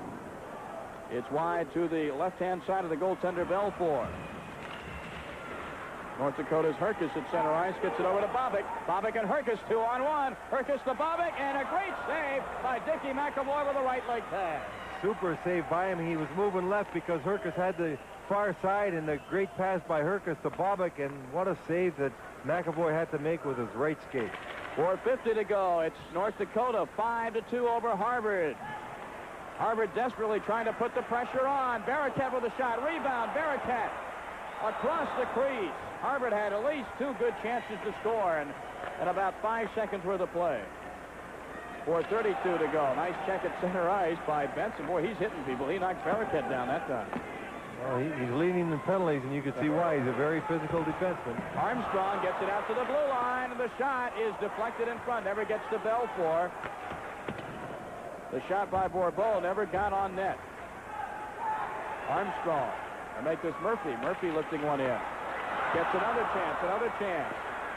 Still a third rebound, and a shot that time by Tim Barracat is stopped by Belfour. You know, I don't know if it's the ice or the style of play, but Belfour's given up some rebounds of late. Well, and he's also going down quicker now than he had in the first 2 periods, especially the first 5 minutes of this period. He's starting to go down a little less sure of himself than he was earlier, and because of that, he's not able to control anything around him, and he's not controlling his balance as well. Harvard has had some opportunities. Watch his shot right here. See, Belfour's already down, and that's something he doesn't want to do, because when you're going down, you're starting to give a lot of room up on top for the shooters. And if Harvard starts getting that puck up on top, they've had sustained pressure now for the last 4 or 5 minutes. You see Bill Cleary trying to tell his players to get off that ice quick so we can get this face-off and keep our momentum. She must be a Harvard fan. She's not smiling very much right now. 4:04 to go. Bourbeau and Parks for the face-off. McDonald controls for Harvard. Sweeney's shot is deflected in front. Crowd oohed and ah, but McDonald's shot was well wide of the goal. And Parks now steams into the right corner for North Dakota. He hits Sweeney, bumps him off the puck. Sweeney eventually falls down. Referee Fisher saying move it, but apparently the puck was frozen out of his sight. He whistles a face-off with 3:43 to go. When two players are going into the corner for the puck like that and you're each getting close to the puck, you're fair game. And the key is who's going to have the proper timing to get the body check on the other fellow and knock him off balance. It's all a matter of timing. You've got to be set. You've got to hit the man, and that's exactly what Parks did to Sweeney. Well, Lane McDonald, you saw skating off. He's had a fine season, 36 goals, 30 assists, 66 points.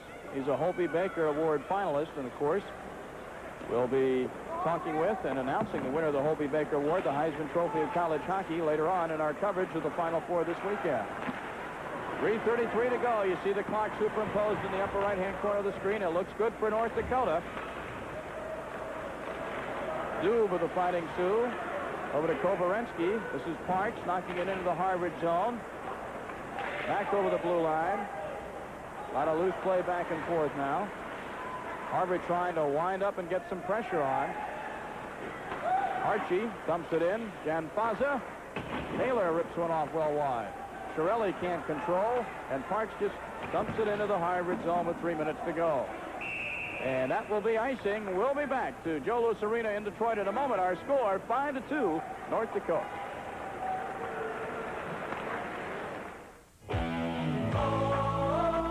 Look, here he comes.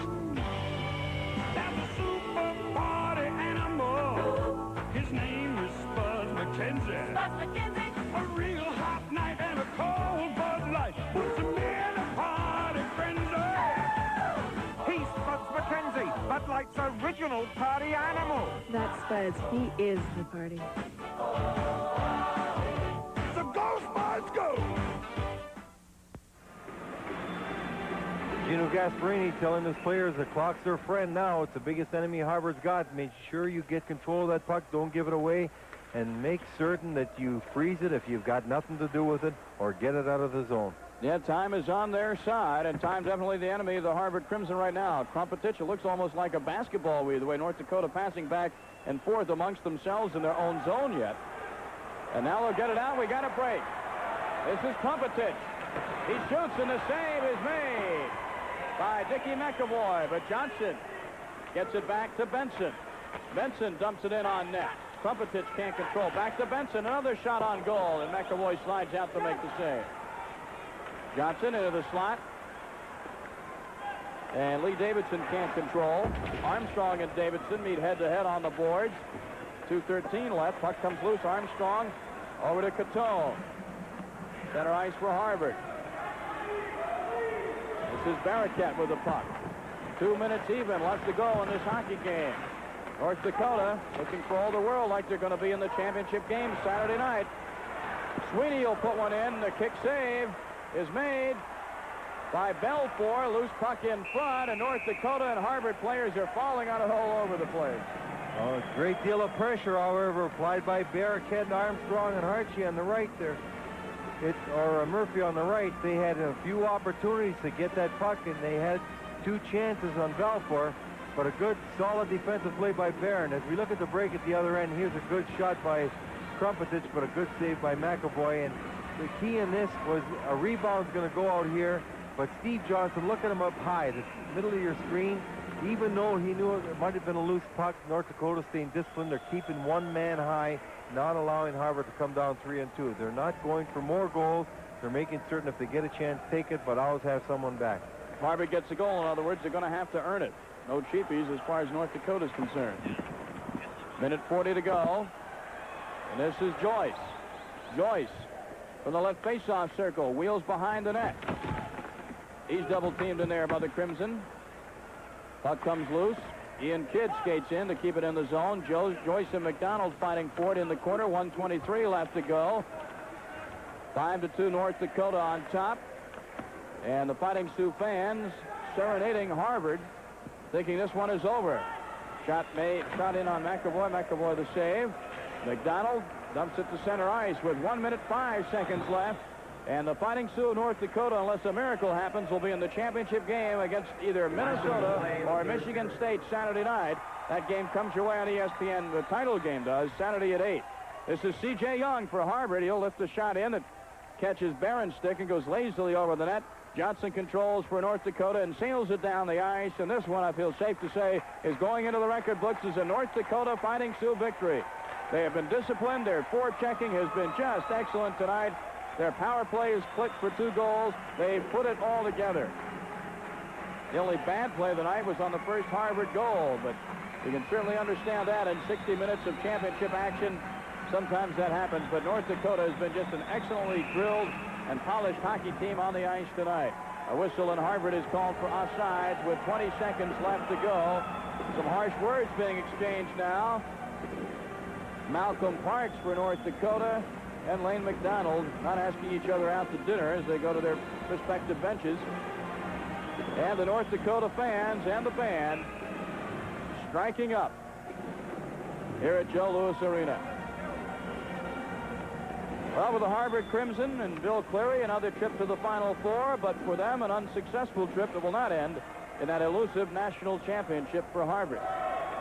Of course, Harvard losing in the finals last year in Providence to Michigan State 6-5 in a thriller on ESPN. 10 seconds left to go. North Dakota just playing out the string, and their fans counting it down. 5, 4, 2, 1, and that's it. Final score. The Fighting Sioux of North Dakota are in the NCAA Division I championship game. North Dakota wins it 5-2 over the Harvard Crimson, and the happy Fighting Sioux come out to surround their goaltender, Ed Belfour, disconsolate Billy Cleary, a very positive-thinking coach and one who loves his kids, loves to have them have fun on the ice. That's the #1 rule with Billy. I'm sure he's disappointed now, but he and his kids will think back on a great season they've had. They go to 28-5 now with this defeat. And the tradition at all levels in hockey, once the season is over, after a championship game, the honorary shaking of the hands, of course, this occurs after all the collegiate hockey games in the NCAA. And Gino Gasparini, the head coach of North Dakota, has to be very, very happy as he shakes the hands of each and every one of the Harvard Crimson. And we'll be talking to Gino Gasparini in just a moment. Our final score. This month, the most important science magazine in the world, Omni, will present a factual report on real-life dream control. You can actually learn to make yourself dream. Choose any fantasy you wish and then control its content just as a director controls the characters and action of his own film. April Omni shows you how, step by step, directly from the Dream Research Laboratory at Stanford University. And Omni speaks in ideas and language that everyone can understand. Test it. April Omni, on sale now. Why are you letting your cold keep you up? Toughing it out alone, shivering and shaking, coughing your night sweats, competing with a nose that runs like a champion, wishing you could breathe as well with your mouth closed as with it open, wondering what it was you did to deserve to be this sick. Why? When there's NyQuil, the nighttime sniffling, sneezing, coughing, aching, stuffy head, fever, so you can rest medicine. From Vicks, of course. When my new sales manager told me that I had to stay at a Econo Lodge, I was not happy. Because I'm a Ramada Inn, Howard Johnson's kind of guy. I was so worried about what I'd find here, I even brought my own towels. But no problem. An Econo Lodge room is just like those other rooms, except it's about $15 a night less on the average. Got the same nice bed, same nice phone, same nice color TV. And look at this. Great towels. Econo Lodge. Spend a night, not a fortune. Once again, the North Dakota Fighting Sioux are in the NCAA title game. They beat Harvard here tonight on ESPN Live in the semifinal 5-2. And our Lou Nanny is at ice level now with a very happy Gino Gasparini, the head coach of the Fighting Sioux. Lou? That's right, Tom. He certainly is happy. And here, Gino Gasparini advancing to the finals again. Anything surprise you about this game tonight? Well, I think if I really want to be honest, Louis, I think probably both teams were hurt a little bit on the finesse part because the conditions of the ice really affected the execution. If you'll notice, the puck was like a basketball out there, and I know they've had some problems putting in new lines and stuff like that, and I think that because of that, we had a lot of bouncing pucks out there, and I think that it hurt really the skill level of the game. But overall, I was pleased with how we played, and we did a pretty good job considering how tentatively we played in the first 5 minutes. And in the first period, I should say, and then we came on in the second period, did a pretty good job away from the puck. Well, the second period, you checked as well as I've ever seen you. Did you expect that you could really shut them down that well as much as you did in that second period? Well, I think, you know, a lot of people kept telling me about all the speed of Harvard and everything else, but, you know, the hockey players, the trick in the game is to put people in a lot of traffic, and that's where you find out whether they can play the game or not. And I think we did that, and we forced them into making mistakes. And then, of course, we've got some people that can finish the play. And, you know, when we turned the puck over, forced them to turn the puck over, we created some opportunities for us. So our kids worked very hard for the offense, and we generated it in the second. That's winning coach Gino Gasparini. Let's go back upstairs to Tom Meade. All right, Lou, thank you very much. Our final score tonight, 5-2 North Dakota. Be with us, won't you, on a tape-delayed basis for the second semifinal game, 12:30 a.m. Friday, Minnesota against Michigan State. The final tonight, North Dakota 5, Harvard 2. For Lou Nanny, I'm Tom Meade saying so long from Joe Louis Arena. We'll see you at our next game Friday night.